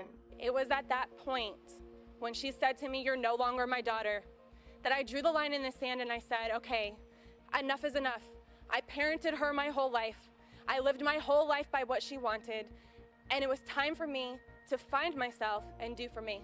When you made that decision, what did you do? Threw myself into Reiki, meditation, mantra, mindset, and really just exploring. That's around the time I found Reiki, and I didn't know what Reiki was going to do for me. Reiki's like a supercharged meditation, holistic therapy, and it completely changed my life. I just want to make a comment here. I find that there is such a pipeline that goes both ways. It's really a two-way street between like spirituality, mindfulness, things like she's talking about, Reiki, yoga, meditation, and MLM, and, you know, radical cultism. It goes both ways too. Maybe you start with the MLM and then you end up in QAnon, or you start out in having some trauma and then you seek spirituality and then you end up being an MLM, because, you know, I find value in spirituality. I go to yoga classes sometimes. I have been to like sound baths and sound, like, you know, healing meditation things, and they're nice. I like them. However, I've also spent a lot of money in my life on private counseling and therapy. They are not the same thing. And if I had to choose one over the other, I would choose the professional services, because ultimately, sound, vibrations, mindset, it's just not, you know, it is pseudoscience, I hate to say. There is validity to some of it, but using it for everything is not advisable. I think I could look back on me saying this 10 years from now and be comfortable with me saying that maybe that ain't the way 100% of the time. And I feel bad because there are people who, and this has been almost a more trendy thing in the past few years, okay? Making your entire personality about healing, but never actually being healed, is negative in itself, in my opinion. There are people, and you see this now more than you ever used to in the past few years, past 5 years, I would say, where people are, it's like a constant thing. They're talking about healing, healing, healing, healing, healing. At some point, bro, you just have to be healed. At some point, you just have to be healed and move on. But I feel like a lot of people sometimes cling to the bad things that have happened to them in life, because then it validates them, you know, holding crystals in their hand and, you know, using the stick on the you know, the sound, the singing bowl. And like, it's like, you can do all that stuff anyways. That's fine. But just don't make your whole personality about healing. I posted a thing yesterday on my Instagram story that a lot of you guys actually replied to, and a lot of people reshared it. And it was this. I'm going to share it with you here. It was about pop psychology. Hold on a second. How pop psychology is not psychology. Here we go. This is it. It says, everyone you dislike is not a narcissist. Every unpleasant experience is not trauma. Having needs does not make you codependent. Disagreement is not gaslighting. Conflict is not abuse. Taking offense is not being triggered. Everything does not need to be normalized. Speaking like an HR memo is not self-awareness. Fucking bars. Bars. And people do this sort of buzzword, pseudo-therapy, pseudo-spirituality speak all the damn time. And they use, I wish healing was mentioned on that list, because people do this with healing as well. You know, going to Booster Juice and going for a walk isn't healing trauma the way that you think it is, the same way that having a disagreement isn't being abused, and on and on and on. The overall point that I'm making with this is like, everything is so polarized now. And some people, like the people on this show who I believe are being genuine, when everything is so polarized, you know, it's like in The Incredibles. This is sort of such a random analogy to make, but in The Incredibles, I think The Incredibles is one of the best, most thoughtful superhero movies ever, because not only can superheroes actually die in that movie, when in every other movie, like, no character really stays dead in famous superhero movies. In The Incredibles, superheroes actually did die, and there's one part of the movie where the villain says, I'm going to use this technology to give everyone superpowers, because if everyone's super, no one is. It's become so normalized that it's just not remarkable. And that's a real problem, because if everyone around you is traumatized and healing and has ADHD and anxiety and depression and bipolar and they're pansexual and they're non-binary and all these labels that maybe it's actually not, maybe it's, you know, how many people do you think that actually say these type of things, that actually went to a professional and spent the money and spent the time to actually get a clinical diagnosis and be treated for whatever one of those things? I'm guessing probably 1%, if that, of people who claim to have these actually do. Everybody's just self-diagnosed. Oh, sometimes I even make the mistake of being like, yeah, I'm so OCD about this thing. But it's like, I'm not actually OCD. I just like my place to be clean. And I don't know, I just feel like I'm going off on a bit of a tangent here, but we live in if you have the internet right now, we live in a society, bro. Oh, wow, such an incel. We live in a society. We live in a time where there's a book called The Rational Optimist that I recommend to everybody. And it is about how the human condition has improved every single generation since the beginning of time. Regardless of what you see on the news, regardless of fear-mongering by MLM fake gurus or, you know, mainstream media or whatever it is, we live in the best time that has ever existed. There is less crime, there is less murder, there is more cheap calories available to us. We have the fact that most people are clinically overweight or obese is proof that we live in a society of abundance. No one would ever starve in North America. Even homeless people can go, there's so much food out there for them to get. Anyways, somebody's going to take that out of context and be like, oh, I'm not blaming homeless people. I'm just saying, I'm just making an overall point, okay? We have a lot. And so I feel that people almost have this sense of survivor's guilt where they're like, damn, I look back on my life, it's actually been pretty easy.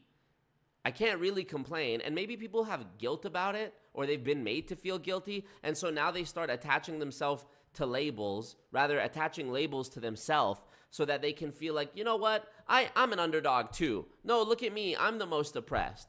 This shit irritates me to no fucking end because it invalidates and downplays and minimizes and makes invisible people who have actually gone through shit.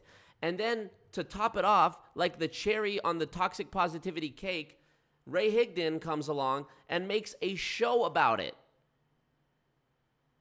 So that these people's traumas that should probably be dealt with in the private, you know, behind closed doors with a therapist is on the internet forever. And it's really tough. And I know people probably, the people who say these things about themselves, oh, I'm anxiety, I'm ADHD, I'm bipolar, that they just make up. And I'm not saying everybody does, but the people that are making it up, and we know there are people who are making it up,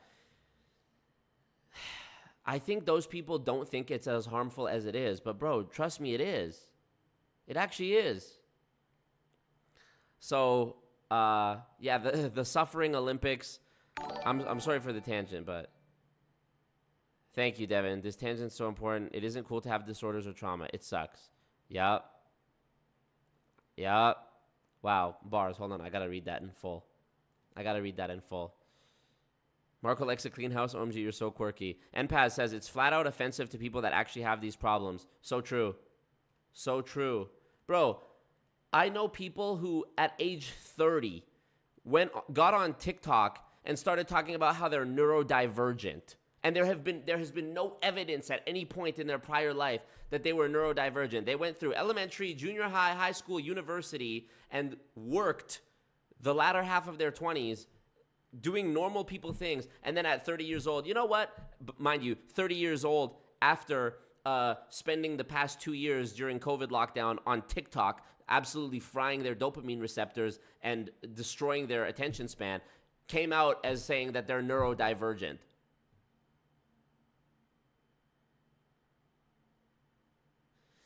Devin Kelly said, it isn't cool to have disorders or trauma. It sucks. Example, I actually am clinically diagnosed with OCD, but I am messy as fuck. Education is important too because people blindly label themselves to feel like the main character. Yeah, sorry, bro.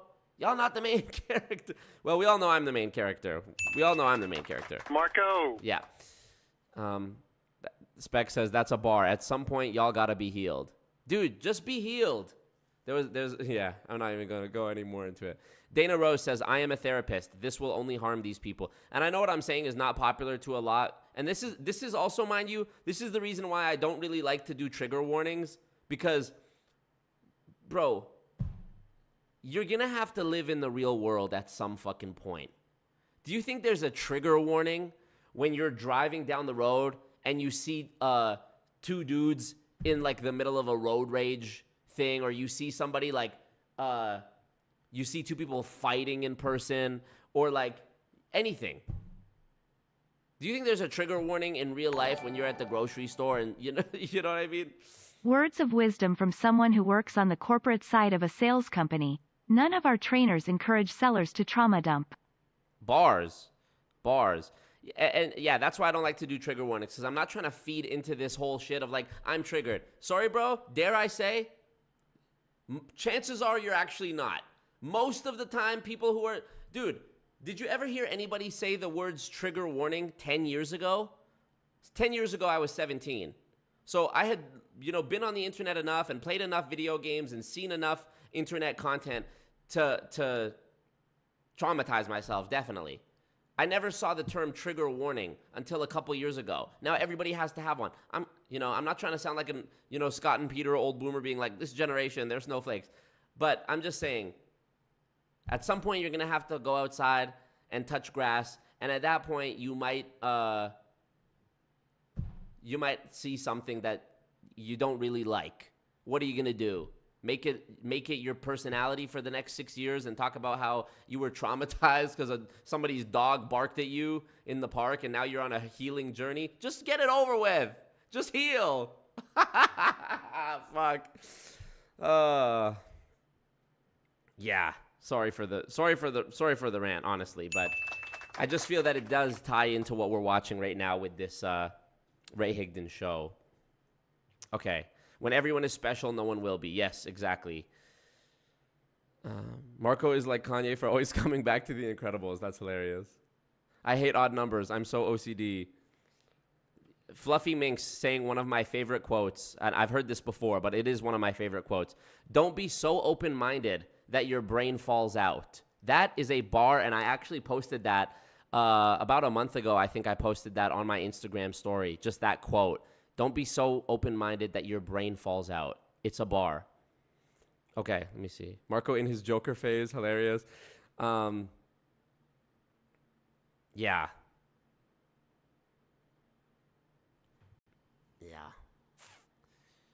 In my speech class, says Sila Jane, I gave a speech about how video games are beneficial and youth crime rates have actually gone down as video games became more popular, and had the stats to back it up. That's fire.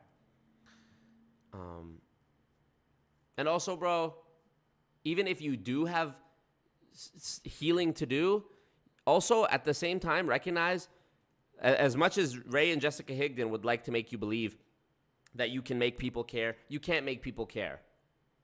It is on you at the end of the day. It is on you. Feel sorry for me. I had it tougher. Yeah. And by the way, bro, everybody. At TH end of TH day, there is no way Ray or his wife can't close their eyes with a clear conscience. They know what they are doing and it's stinky. I sure hope so, but also there are people who are just sociopaths that have no conscience and they think everything is fine. We'll never know, but yeah. What was I even gonna say? Shades of Glow says, reading this as an autistic non-binary femme with ADHD. Listen. Everybody is justified. Everybody has a story. Everybody has a story that if you heard, there's that saying, if you knew a person's story, you could never hate them. Okay? Everybody is justified in whatever it is that they identify with now, or what they're going through, or their outlook on the world. Everybody could tell you a story that would justify and make you feel empathy for why they think the way they think. That being said, if everybody has it, then it's just the norm. It's not remarkable. Everybody has shit. Some people have it worse than others. All of us that are here right now have it better than some child in a, impoverished country that doesn't have food. So it's like, we shouldn't be competing with each other about who's the most oppressed. Let's just do our best to lift each other up and do what we need to do to make ourselves the best version of ourselves. Self-improvement, by the way, is not the same as healing. Anyways, that's the end of my rant. Thank you for coming to my TED Talk. You don't have to make your disorders your personality. Get a hobby. People love self-diagnosing. What's even the point of clinging to your trauma? There's a great book called The Power of Now, and it's tough because some of the material that MLM gurus, fake gurus would use to prop up their belief system, I would also point to as a resource, but I realize these resources are malleable and they could be used for good or used for evil. But I think the Power of Now does a really good job of talking about when you identify yourself based on the negative things you have been through, you're perpetuating like an endless cycle of negativity. I think it's called the Pygmalion effect. That might be when you do it to somebody else. Pygmalion effect. Let me share the screen with you guys here. Pygmalion effect. The idea behind the Pygmalion effect is that increasing the leader's expectation of the follower's performance will result in better follower performance. So here's a diagram for it, okay? So starts with others' expectations about us influence their behavior towards us. Their behavior towards us influences how we see ourselves. This is a better diagram. Okay, our beliefs about others. Influence, our actions, impact, others' beliefs, cause. So basically it's like, if you tell a kid, wow, hey, you're so smart, you're so capable, you can do anything, they will start to feel that way. That will impact their actions. Their actions will then reaffirm the initial thing you said on loop. And likewise, if you say negative things, that's why it's so bad when you say negative things to kids. If you tell a kid they're stupid, well, now their confidence is going to be weaker. And when they go to write that test, they're going to be unsure of themselves. Then they do a bad job on the test. The test result is negative. Then that reaffirms their thought that they're stupid. And it reaffirms the belief from the person who said that to them, that they are stupid.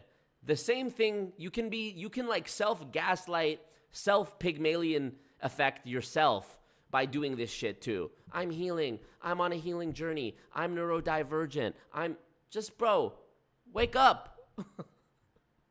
I'm going to end up on one of those like Sigma grind set TikTok compilations, aren't I? Whatever. I know what I'm saying is the truth. All right. Beyond says, hey, Marco, I want to push back on that one. I got diagnosed with a learning disability that went undiagnosed most of my life because it was missed with the people in my life who should have. I'll concede this point. I know it's not everyone. So I believe you. And you actually have the precedent of going and getting diagnosed What I was referring to was people who never got diagnosed. At age 30, their life just wasn't going the way they wanted it to. So they decided to say, you know what, I'm neurodivergent. That's why my life sucks. All right.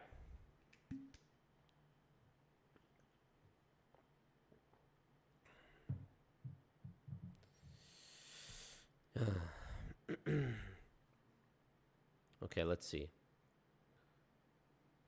Mary says, bars, I have ranted about this to my friends a lot. I was diagnosed with ADHD and adaptive disorders when I was 4 or 5, and I deal with it as an adult on a daily basis. You know, growing up, I had so many people adults tell me, that I must be ADD or ADHD because I could never sit still. My mind was always wandering. I was always getting distracted. And you know what? Probably they're right. But I never went and got diagnosed because I never wanted to identify with some belief that there was something wrong with me. I feel like that, if some doctor had told me, you know what, you have this condition, even if I had never taken any medication or anything for it, just hearing that probably would have made me justify not pushing myself as hard as I could. And so now people can just slap on as many of those labels as they want. I don't think that's a good thing. We'll see, though. We'll see in 10 years if I'm wrong or if I'm right. We'll see in 10 years when there's no babies being born because everybody is, basically insane. Okay. Dana says 90% of my clients, Dana's a therapist, come to me telling me what disorder they have. Make it make sense. Yeah. Trey Tino said, I saw a car flipped on fire one time and there was no trigger warning. Bars. Okay.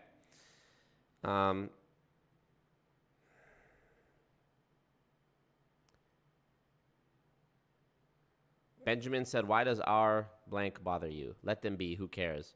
I care because, like I said before, it invalidates people who have actual suffering and actual legitimate healing that they need to go through. Like, I believe the people on this show are actually sharing their experiences and bearing their soul for Ray and Jessica Higdon, who are using it just to create trauma porn, basically.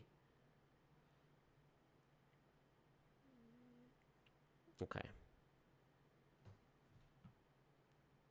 The worst trigger warning is when people post trigger warning financial privilege. I've never seen that. Trigger warning, hey, I'll give you trigger warning financial freedom. I'll give you that trigger warning. Okay. Trigger warning in Modern Warfare 2 pregame lobby, right? Okay.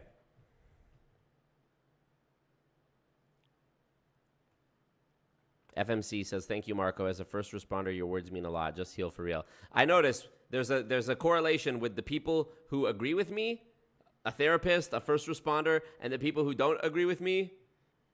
I'll just leave it at that. I rest my case. You know, it debates, the point debates itself. Okay.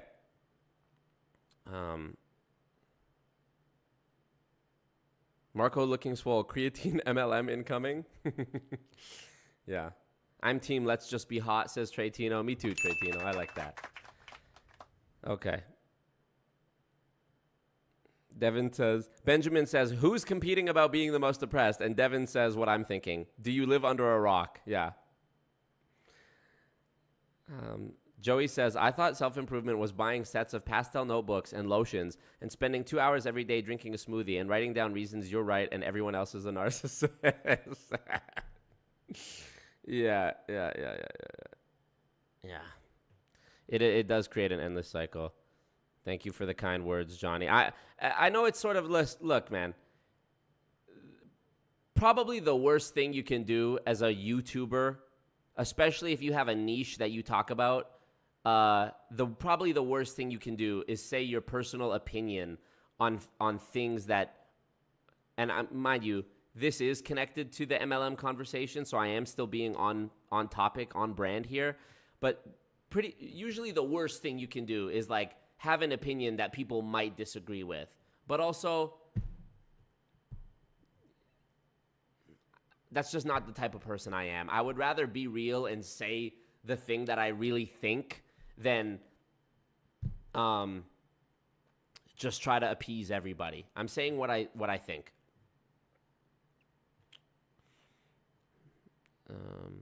Self-actualization. Let me see. Yeah, I'm not even going to read that. Okay. Ligma grand set. So true. I'm not going at people with diagnosed conditions at all. At all. Who's the 30-year-old we are hypothetically talking about anyways? Not even going to... A person I know. All right.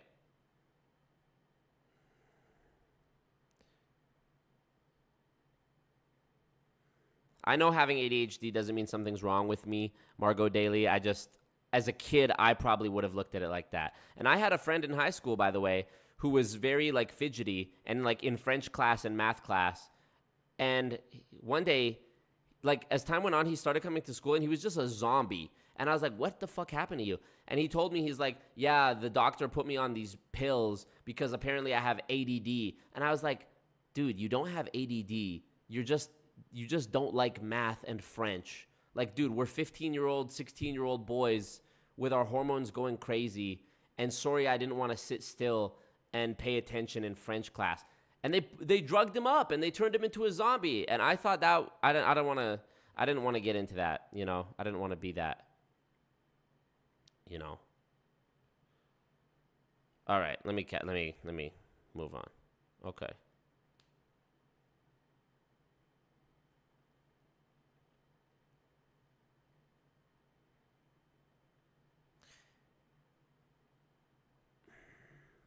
Self-diagnosis is going nuts. Yeah, I appreciate you, Mary. Mary, you get it. Mary gets it. Okay, I'm gonna continue on with this haram show. We might have to skip this segment because it's usually a rinse and repeat of the same shit. But I dug in. I started uncovering those traumas. I started looking at them and learning how to love them, how to love myself, and how to find compassion for the whole situation. I want to transition your mission a little bit and try on. Maybe it's not about wherever you are, you can get to wherever you want to be. Maybe it's about whatever you believe about yourself is more important than what somebody else believes about you. That's powerful. And I'm here to yeah, until you give them the red card, Jessica. let you know that no one's opinion of you has to define you. For the past 10 years, I've spent... Chris says, I'm also a therapist, and I agree 100%. Yeah, I'm winning. I mean, these could also just be people in the chat saying I'm a therapist, but how funny would that be? Mary says, my diagnosis was actually life-changing and improving. I was taken in for tests and diagnosis because I was harming myself at 4 years old and putting other kids at risk. See? This is an example of a positive discourse here. At my life, thank you, by the way, for sharing, Mary. As a holistic professional with the dedication to help others, and I have helped so many. Sorry, there's so many good comments. Duh, like totally says, ironically, narcissists always paint themselves as the victim, and now you can easily paint yourself as a victim just by calling other people narcissists. Exactly. Their trauma as well, but I was not succeeding financially. A few years. Shades of Glow, I disagree. I don't think the people in this video do have mental health issues necessarily. MLM can take advantage of anybody. I just think the people that are in this video who are in Ray's coaching group probably are among a crop of people who have, genuine issues that Ray has exploited. So, but it is absolutely on topic because go out into the world, conduct your own research, and find me one person. Find me one person who joined an MLM when their life was going good. I have never met a single person. Of all the videos that I've done, of all the thousands of, combine them, Reddit comments, YouTube comments, Instagram messages, where else do I get messages? TikTok comments. Of all of those thousands, tens of thousands probably, of people who have ever reached out to me telling me their story or sharing it publicly, sharing their story, even not on my own social media, just stuff I've seen elsewhere. I've never, ever, ever seen a testimony of a person who says, I joined an MLM when everything was going peachy in my life and I thought it'd be a fun time. Every single person that I've ever seen, without exception, has the story that's like, yeah, I was struggling in XYZ way, or I was desperate for this, or my relative died and I was vulnerable and I needed friends. And that's always what I hear. So yeah, it is on topic. Years ago, I found network marketing, and that gave me a light. I saw a new possibility, something that could work with my business, but that would provide me something I never saw before. Then enter rank makers. I made the decision after graduating college and preparing for law school to go in a completely different direction and go back to school for massage. Green Indian says now he loves math and French. Terrible. Okay. People who have actual problems don't go around advertising it for everyone, says NPAS. Bars. It can be a point of shame for them. Bars. Yep. Go to therapy. They go through therapy, go to a doctor and try to figure it out and live their life. Exactly. And you can usually tell when these people are bullshitting too. Oh, I'm this. I'm neurodivergent. I'm ADHD. I'm anxiety. I'm depression. I'm PTSD. It's like, well, what if you, God forbid, you actually healed instead of just always being on a healing journey? What if you actually healed? Well, then you wouldn't have those icebreakers and conversation starters and, ooh, look at me, party tricks to say anymore. And I really think that's a big contributor to what it is. Became a massage therapist, and so why I'm here is these holistic And pass, I'm a therapist, and I agree too. Canadian is a therapist. Yeah, you guys are hilarious. therapies saved my life. They helped me to find myself. So I want to empower holistic professionals to help more people, but I also want to empower people to choose those options. Okay, I haven't heard a big like kapow, and now I did this with my life. And so how has loving yourself first improved your life so much I didn't even notice the audio and video were out of sync. Hilarious. that somebody would be inspired to do the same for themselves? Don't have to answer it right No, now. but I do want to think but about think that. about it for out there. Sure, absolutely. Your story, in essence, has to prove your mission statement. Okay, great. And I was able to turn my business around. I was able to get into my own office space and to actually have clients flowing in and not be on this struggle. I guess to conclude it all, I'm here to show you that no matter whose voice is playing on that tape in your head, whether it's a parent. Thank you, Johnny. Definitely test out the Pygmalion effect. I do it with my nieces. Every opportunity I get, I try to tell them affirming positive things about themselves so that they have that image of themselves. I really don't know how I'm going to shield them from,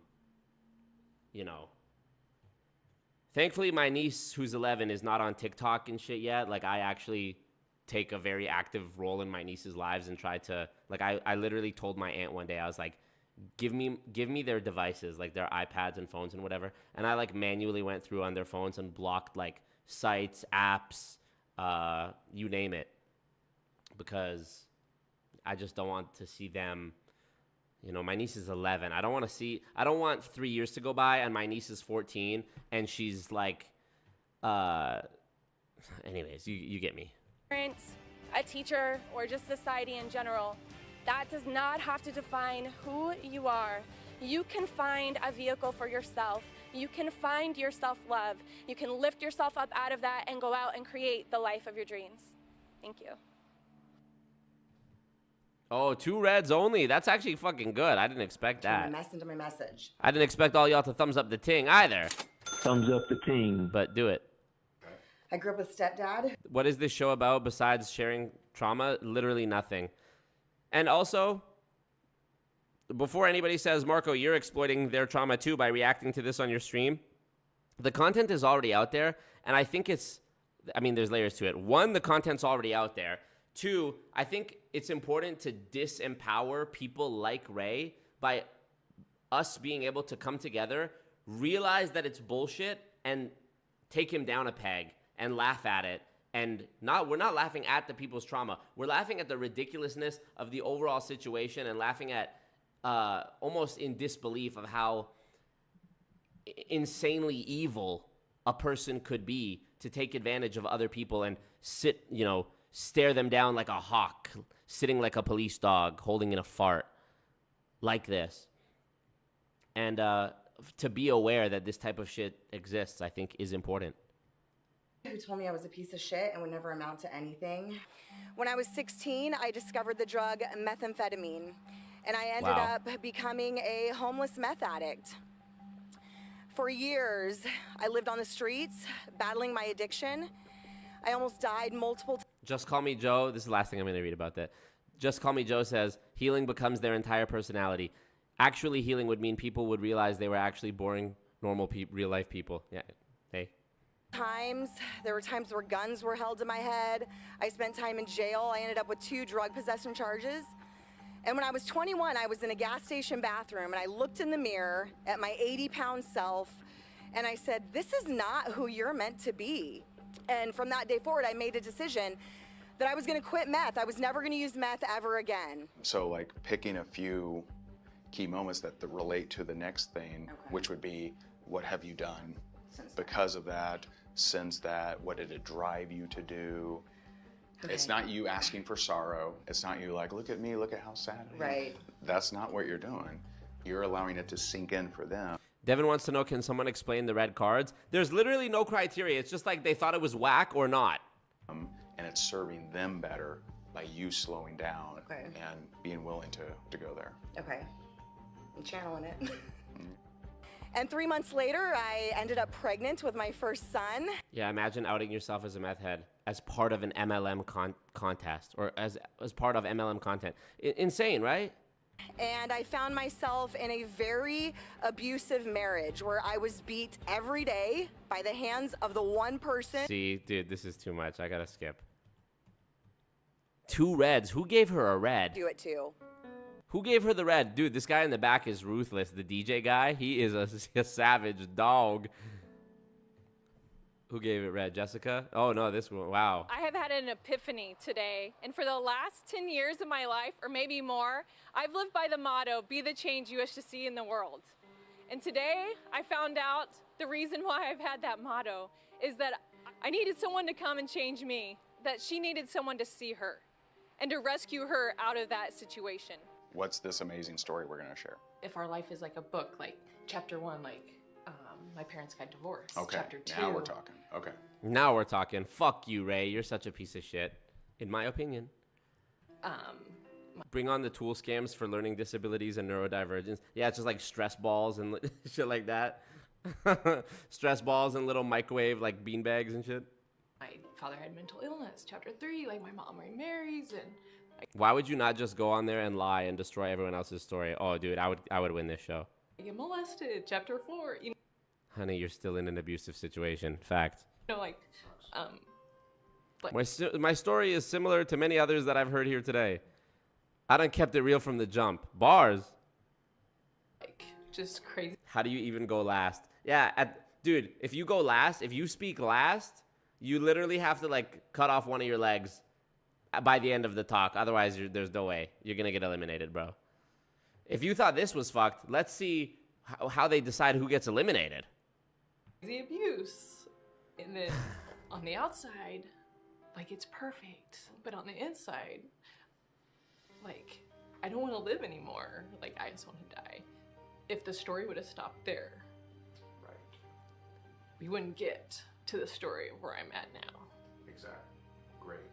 You wanted to become an empowerer because you maybe never felt empowered. I don't want to put words in your mouth, but something along those lines. Through all the different challenges that she has faced in her life, she has lived her life to not just say words that are just these lofty things about impacting people or making change, but like I live my life to want to impact people, to rescue those people. How would my ex Gonzalez says, Marco, how would your speech go if you were up there? Bro, I'd be like, in 8th grade, I pooped my pants once. From people not really know what was going on in the inside. Okay, let's see what the next challenge is. I think we've got enough of this flavor. Let me just see what Mima is saying here. White people. Oh my God, 13 red? Hold on, they bodied this woman. Hold on, I gotta go back. They gave her, only one person gave her green? That happened to me did not have to define me anymore. You were on Jess's list. I requested you because I actually have a bonus coaching for you. Yes. So I'm not serving you if I don't point this out. Oh, yeah. You didn't like how I talked yesterday about you, okay? Often people deflect by, I don't like what this person did. What's wrong with them? You know what? He called her a liar, which I didn't. Right. Right? Because of my pain. Like, Wow, literally just gaslighting her to her fucking face. Ray, are you a psychiatrist, Ray? Did I not know? it's like, Ray just wanted to make this poor woman cry, dude. you're a man. It's like intimidating or whatever. It deflected to you because I didn't even remember that Jess said it. I never said it. She Right. said it 3 times. So see, like, I have lived my life to create change. I had someone ask me this question once, Amy, why not you? And from that moment on, every situation that rises in me that this isn't okay, I want to bring change to it. So the reason that I got into network marketing was we just wanted more finances. But what it's provided for me was actually to be able to have the income to be the change. And so whether it's rescuing kids out of child sex trafficking to... Exactly, and Paz, that's the ultimate reason why what I was talking about ties into this MLM thing is because, yes, I agree with what Paz said. People with intense trauma are the most sustainable to wanting acceptance and joining a cult. Maybe most vulnerable was the word, not sustainable, but you get me. doing foster care. And so I just want to ask you, the things that have happened in your life, let it propel you to ask you the question, what do you want to do about it? And will you be the change you wish? Makes her cry and calls it bonus coaching. What a fucking bad person. I don't even have any like clever names to call him. Ray, you are just a bad human being. Like you just are a bad person, bro. To see in the world. No! Even him, look at his face. He's like giving her a sympathy green. Why'd they all fucking give her red? She didn't say anything wrong. Even Ray, who gave her the bonus coaching, gave her the red. Susceptible, right? What's the message? No, Mima. One thing that you've learned from this experience you've gone through? Devastating. They've been picking on this old lady since the jump. Message is, I am overcoming and you can too. I have a devastating experience with addiction. Let me just see what they give her. I don't even need to hear her story. Let me just see what they rate her. Every negative emotion you can imagine is what I felt. They literally think people crying is good content. And so when bad things happen to good Does Jessica ever cry? Of course not. feel shame that bad things happen to good people and you need help and this is how you can overcome it and get past it is a mission that I believe that you should cling on to. I do too. So this is my message.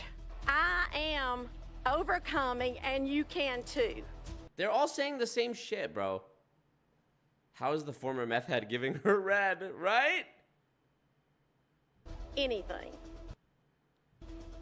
No! 11-2! Poor Gam Gam. Pfft. Ray, you are a cock. All right, so tell me a little bit about this amazing story. Love yourself, invest in yourself, help others. The parts of the story that I want to share is that I grew up very poor. I remember when I was about, I think 4 or 5, like walking 2 miles on an empty stomach because we didn't have any food in the house. We walked 2 miles home, still on an empty stomach because we didn't get any money. They already know. Red. Dude. Let me keep going. Let me skip hers too. What did they give her? The coaching that I had with the Higdon group, I used this invest with you. And that's what 11 green. and help other people, because it's no good just doing it for yourself if you don't turn back around and you pull the next person to come up with you. And that's what I'm here for. Oh my god. Psycho's making these people cry on camera so everyone at home can derive pleasure. Yeah, I'm not getting pleasure from watching them cry. That makes me sad. The only thing I'm laughing at or getting any pleasure from is making fun of Ray and Jessica and like based on how they're such bad people. Insane.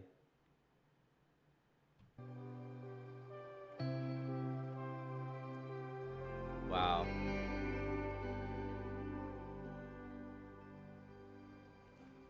And so congratulations, you got up on your stage and you did your best. Now, I have some feedback, but first, I would love to hear from our speaking experts. You don't need to be a meth head you don't need a meth head to millionaire story to validate yourself. Bars. It's perfectly fine to be a mediocre student from a good family, get some financial help, and start your own business. Bars. Thank you, Beyond. How can we help them out? I think, first of all, as a group, everyone really felt their story, and you made us feel your story. As a speaker, two things. One, you need to be aware of your time frame, because your time frame making it up is important. Someone's paying you for 55 minutes, you can't take an hour and 5. The second one is you're always selling. Oh wait, there was an error? Oh yeah, they wrote that she got 11 red, but she actually got 11 green. So whoever edited this just literally didn't even look at the screen. All good. To why I should buy what it is that I'm looking for. And so sometimes you got too much caught up in the story and didn't tell me why it should be you. And as a listener, You did your best. Some of your trauma wasn't good enough, but that's okay, right? Got caught up in the story. I wasn't even thinking about why I should work with you, right? At the end, I felt good, but I wasn't spurred to action. Whether you got a red card or a green card, it's really important to know that that's not to be taken personally, to have anything to do with this story. What do you mean it's not meant to be taken personally? All they were talking about was their deepest personal shit. Because there were people who I would green card your story in a heartbeat. I was really looking for who followed the instructions around having a Buddy, don't call yourself a listener. Yeah, he was literally on his fucking phone. message, staying on message, making sure that your story supported that message, and staying within that time frame. Talking about nothing. I'm skipping ahead. I've seen it. John, good Lord. Amazing. But your ending was weak. You had. Wow, what a cock. What a cock. That is, dude. Right, we're all in, and then you kind of meandered at the end. Megan, you have same issue I deal with, right? You're a machine gun, and it's incredible what you've overcome. You gotta give us, the audience, some room to digest that and see that you're not robotic now. Just the feedback is so just literally making it up on the spot. How do the contestants even fucking go along with this, bro? How does nobody say, Ray, you actually don't know what the fuck you're talking about, bro? Shut up. I would love if the contestants were able to rate Ray and Jessica's stories. Wow, that'd be amazing. Yeah, what would Ray rate his own story, you know?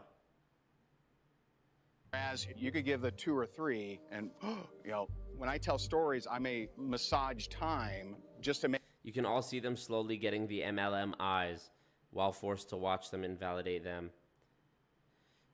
Like it's an American Idol audition. Insane. Make it more cohesive for the audience. And so you hit us with a little bit too many things. And the reason I voted green for you is because... Let's see who gets eliminated, bro. This is fucked. The two that will be leaving us today are Amy and Janine. I've already won. Yes. Oh, I knew they were gonna pick on me, Ma. I knew Gaggy was gonna get, you know, they were gonna they were gonna kick Gam Gam out of here for sure. I tell you, Great. I am a winner. Great. I love you. Ray. She's like, I am a winner, Ray. Right. Listen to Ray. Listen to Ray's voice here. I've already won. Yes. Let me tell you, Great. I am a winner. Great. I love you. Awesome. Love you guys. Great. Awesome. Right. Yep. Love you guys. And you guys aren't done. What have they heard Ray say that they thought was so brilliant? I haven't seen one thing that this guy has ever said that made me think, this guy knows some shit. This guy's a mentor. Terrible laugh. Where did Jess go? Oh, right here. Thanks. Free my flim flam. Feedback. Man, you guys are. And they're kicking out the girl in the red? Appreciate it. She did win. She got eliminated.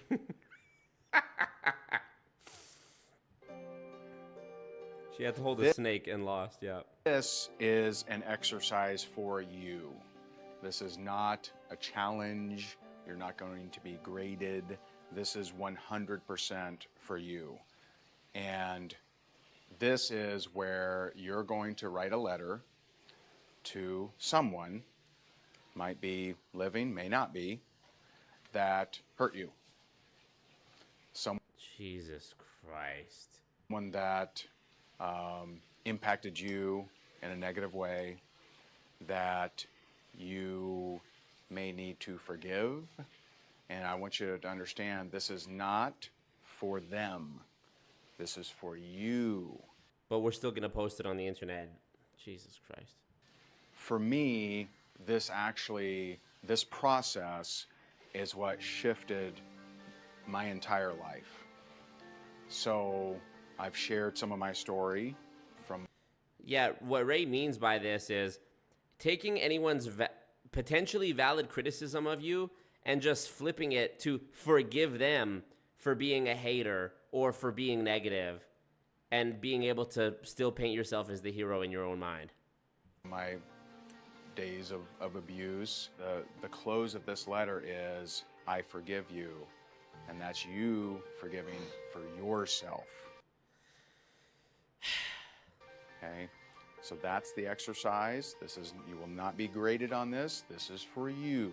You've made it this far. You've been through a lot of stuff. You've jumped through every hoop we've given you. This is to really reward you. And for many of you, this will be your breakthrough. This will be the moment that you turn your life into something completely different. And so we're going to give you a few minutes. Bars and Paz. And good luck. Dude, Ray is an actual fucking terrible person. I'm not judging the sin. I am quite literally judging the sinner. I am judging Ray. I am making a personal judgment of Ray. I am not talking about Ray's behavior. I am not separating the art from the artist. Ray, you're a fucking piece of shit. Green Alien, dear Marco, hilarious.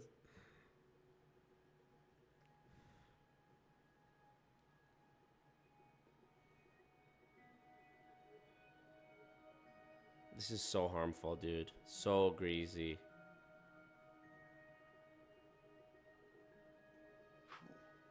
No, John. I'm not even listening. I can't. Poison in our own relationship, and it spread from me to even our kids. They're gonna make him say it? Nah, I'm not doing this. Sorry, y'all. I can't do this. I can't do this part. I can't do this part. The whole episode is just crying. This is just a miserable fucking experience, bro. Oh, and then they burned the letter. Okay. But you already read it and immortalized it. You already immortalized it on YouTube. I'm pretty sure that defeats the purpose of burning the letter. On the day of what? It was close to Easter in whatever year it was, because I can't recall, living in Bowling Green, Kentucky. I was a young boy, ready for a baseball game. To this day, Scott's letter. Dear Marco, yeah. Fuck. I do not know what caused this. But being taken to a hospital, then transported to a Rivendell psychiatric facility, and becoming a product of the state for 28 to 38 days. Nah, bro. They were... Please, if you air this, aid on that side of caution. That's all I get. Wow, how powerful was that? I am so proud of each and every one of these contestants. They were vulnerable, they played big. Yeah, this is just for you, but you have to read it out loud on the show. And they also, since the show, I wonder what Scott and Peter's forgiveness letter would look like to me. Dear always stupid narco, I'm sorry you're so stupid. I forgive you for being so stupid. Of them have completely changed their life. And I hope that you get the lesson here. And the lesson is, when you're willing to address but also release the past guilt, resentment, hatred, and you're truly willing to forgive those who unjustly trespassed on you, those who unjustly maybe even took advantage of you. When you're Ray, you don't have any credentials. You are nobody. You are just a fucking guy who failed at business and then opted to do what so many of these psychopaths in MLM do, which is say, you know what? Real business is too hard. Let me just lie to people and deceive people in mass and pretend to be a businessman in an MLM so I can get rich that way. Ray, you are nobody. You're nobody. You're just a guy. What have you done? You've never done anything except recruit people and pretend to be a therapist and a businessman. You're nobody. Willing to release that, you have the possibility for a whole new life. You know, I hadn't seen my father in over 13 years, and when I truly forgave him, my life turned around and my life changed. Scott Johnson's letter. And it wasn't just the lack of retail sales that got to me. It was the tools and services making up the bulk of their income that shook me to my core. Hilarious, Panda. I hope you get that lesson and perhaps look at your life and find out and determine, is there anyone that you need to forgive? Because that may be the one thing that's holding you back. And it's a really great tool, and here's what it's for. Using this. Wow. Are you kidding me? So now the next challenge is to get sprayed in the face with a high-pressure pool noodle by Ray and Jessica while holding up, is that their new book? And it's a That's the challenge? It's like a shaming and like a humiliation? really great tool, and here's what it's for. Oh yeah, you're gonna tell people why they should get this book while we spray you with water so we can see how good of a salesperson you are. Oh, it's the finale of season 2. What a bullshit show. 5 episodes is the whole season? Using this has helped me propel my business to the next level. And that was the most fun I've had in years. I bet it was, you crazy bitch. I don't know about you. A healthy mom gives The next season, waterboarding. Yeah, sell me this pen. Fuck. Whipping them. Sell me this course. Ah, this is a great course. It's only $397 for 1 week. Oh, fuck. I can't believe this is literally it's literally hazing, bro. the baby a better chance. We are going to have you design a campaign around raising money for the March of Dimes. Yeah, Beyond says, what you're seeing here is a man judging contestants on whether their trauma is worthy enough, coachable enough, encouraging them to exaggerate and lie about it to make money on social media. Not even directly, though. Through him. All that they're doing right now is to be mentored by Ray. Oh, look, all the people who were eliminated coming back. So special. Such a bond. Wow. Phi Gamma Higdon. Right? Yeah. I thought all these people had already overcome this stuff when they found rank makers, though. That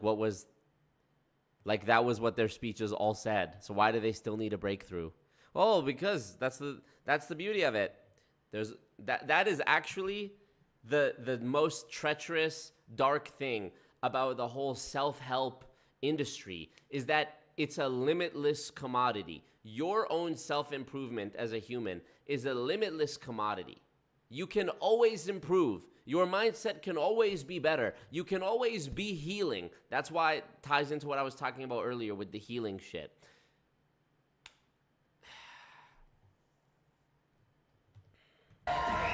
Pay per spray free. Wait, who? Ah, how many of these do I have? Wow, Ray got sprayed? Hold on. Wait, who? Oh, wait. Free. She got to choose to spray Ray. Wet t-shirt contest. Wow. Literally waterboarding. How much humiliation can you take? Yeah. Instead of so you think you can dance, it's like, so you think you can be abused? The March of Dimes. Pay per spray free. Pay or spray? Wait, who? Ah. I need a soundbite of that. Ah! She sprays him with the water. He's like, bzz, bzz. Internal systems failing.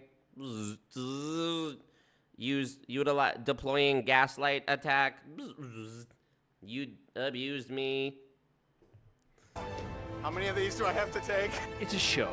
We're all on a show. You guys ready? Why would they show that clip of him putting this guy to sleep. Any of these do I have to take? It's a show. We're all on a show. And he's out. You guys ready? Give us from the heart what you got. All right, here we go. You ready? We're gonna go live. That's going to be tough to beat, isn't it? Who is this marketed to? Where was this aired? YouTube. Dude, this episode has 212 views, and it was uploaded 3 years ago. Oh, Tamin Mohammed, this is a subscriber of mine, I think. I cannot believe Ray got these people to break down their most emotional thing that happened to them on live TV just to get a BS job, coaching. They want you to pick coaching so they don't have to pay you. At the end, the only one who gains from participating in these competitions is Ray and his bitchy wife. And look what Ray's condescending ass said. Sorry you feel that way. Rooting for you. Go fuck yourself, Ray. Wow. Next season, they're in the fucking electric chair. Zzz, join my downline. Where's your sales? Swear to me. Hilarious.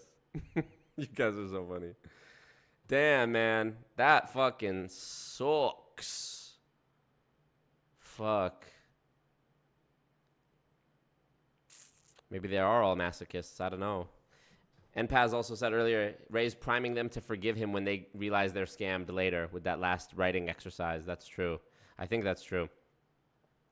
Also, these were the same contestants as season 1. For real?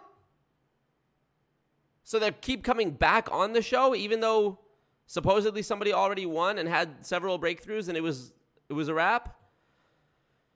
I'd ask Ray, when exactly in business am I ever going to get blasted with water? They're filming in a McMansion development set with no white balance. Yep, and a ceiling fan. And a leaf ceiling fan. Yeah. Ray looks like he's in his element with things spraying in his face. Got him. But wow. I need to listen to that audio of Ray going, ah, again. Hold on. We are going to have you design a... We're all on... Ah! A monster. Appreciate you, Janie. Appreciate you being here. Appreciate all y'all being here. Give us from the heart what you got. All right, here we go. You ready? You've seen. Here you go. You're the tiebreaker. So, congratulations. And, oh yeah, aren't you supposed to... Oh. Oh, $10,000 in my pocket. Oh. So bad. Wow. Fuck.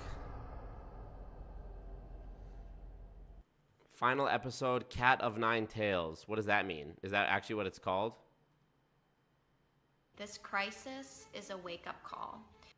Oh, they released this during COVID too, which is so... I mean, every episode opens with them fear-mongering about COVID. Now is the time. How? How are you going to make that a time?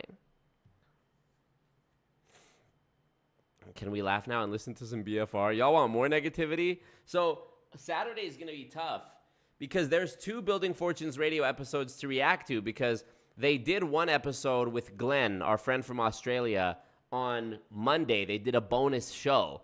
And I didn't want to react to that tonight because it's been a while since we've done a Ray Higdon one. And, wow, the season finale only has 182 views. Can you imagine? Lamau. But then they're also going to do another live show on Saturday. So we might have to skip that Glenn one because Glenn told me it was mostly them Googling, or it was, oh no, somebody told me that listened to it. It was like them basically trying to Google each other during the debate and being like trying to prove themselves right by Googling shit, which doesn't sound that interesting. But yeah, wow. I'm reading your comments here. Everything is still okay, Margot. Everything's still okay. That's, Ray Higdon's not real. He can't hurt you. David Shapiro, what up? Why Not Review, what up? Doug Brooks interview, super fire. Thank you. Yeah, guys, the new interview with Doug Brooks dropping tomorrow. You guys are going to love that. Straight up Skeletor with that. Yeah. Jealous of Ray's Emmy-nominated show. Yep.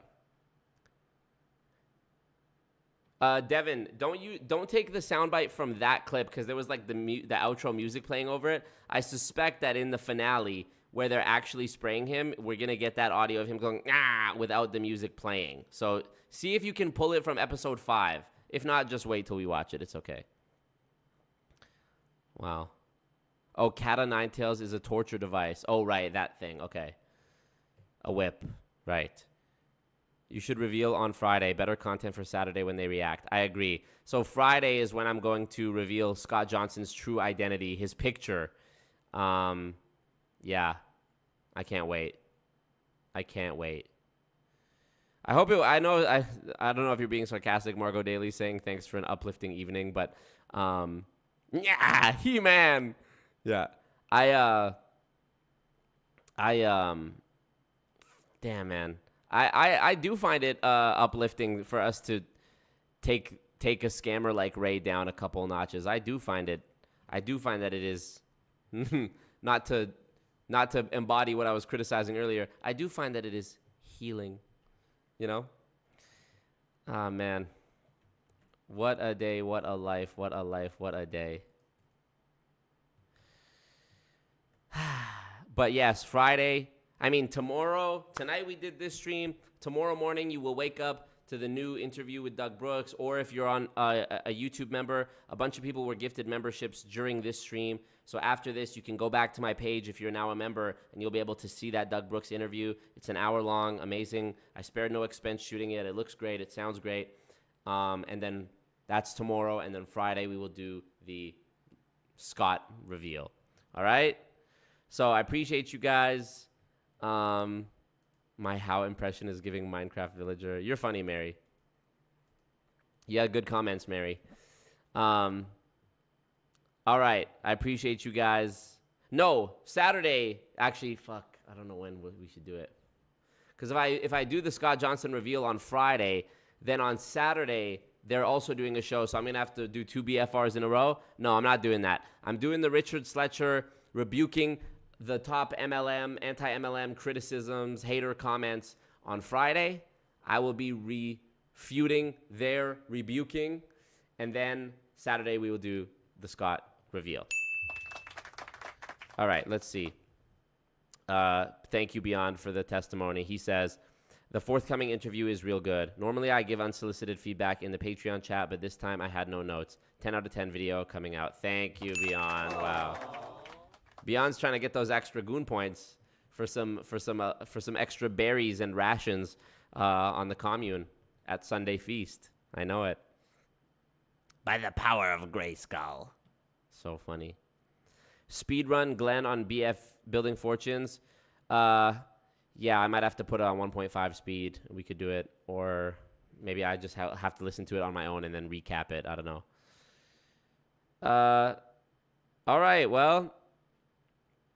Damn, sorry, Tretino, you didn't get gifted. I don't know what's going on with that. You're sure you have them on, right? You sure you have them on? Devin gifted one. Let's see who it goes to. It's always random. Who is it? Chris. Well, congrats, Chris. Take responsibility. And thank you, Devin. Sorry, Tretino. I don't know why that's happening. All right, well, I appreciate you guys, and I will see you on Friday. That's going to be a fun one. And tomorrow, really, really, really excited for you guys to see this Doug Brooks interview. So thank you guys, and peace out. Marco. Playing some more Marco. Marco. Fuck yeah, you stupid fucking asshole. All right, peace.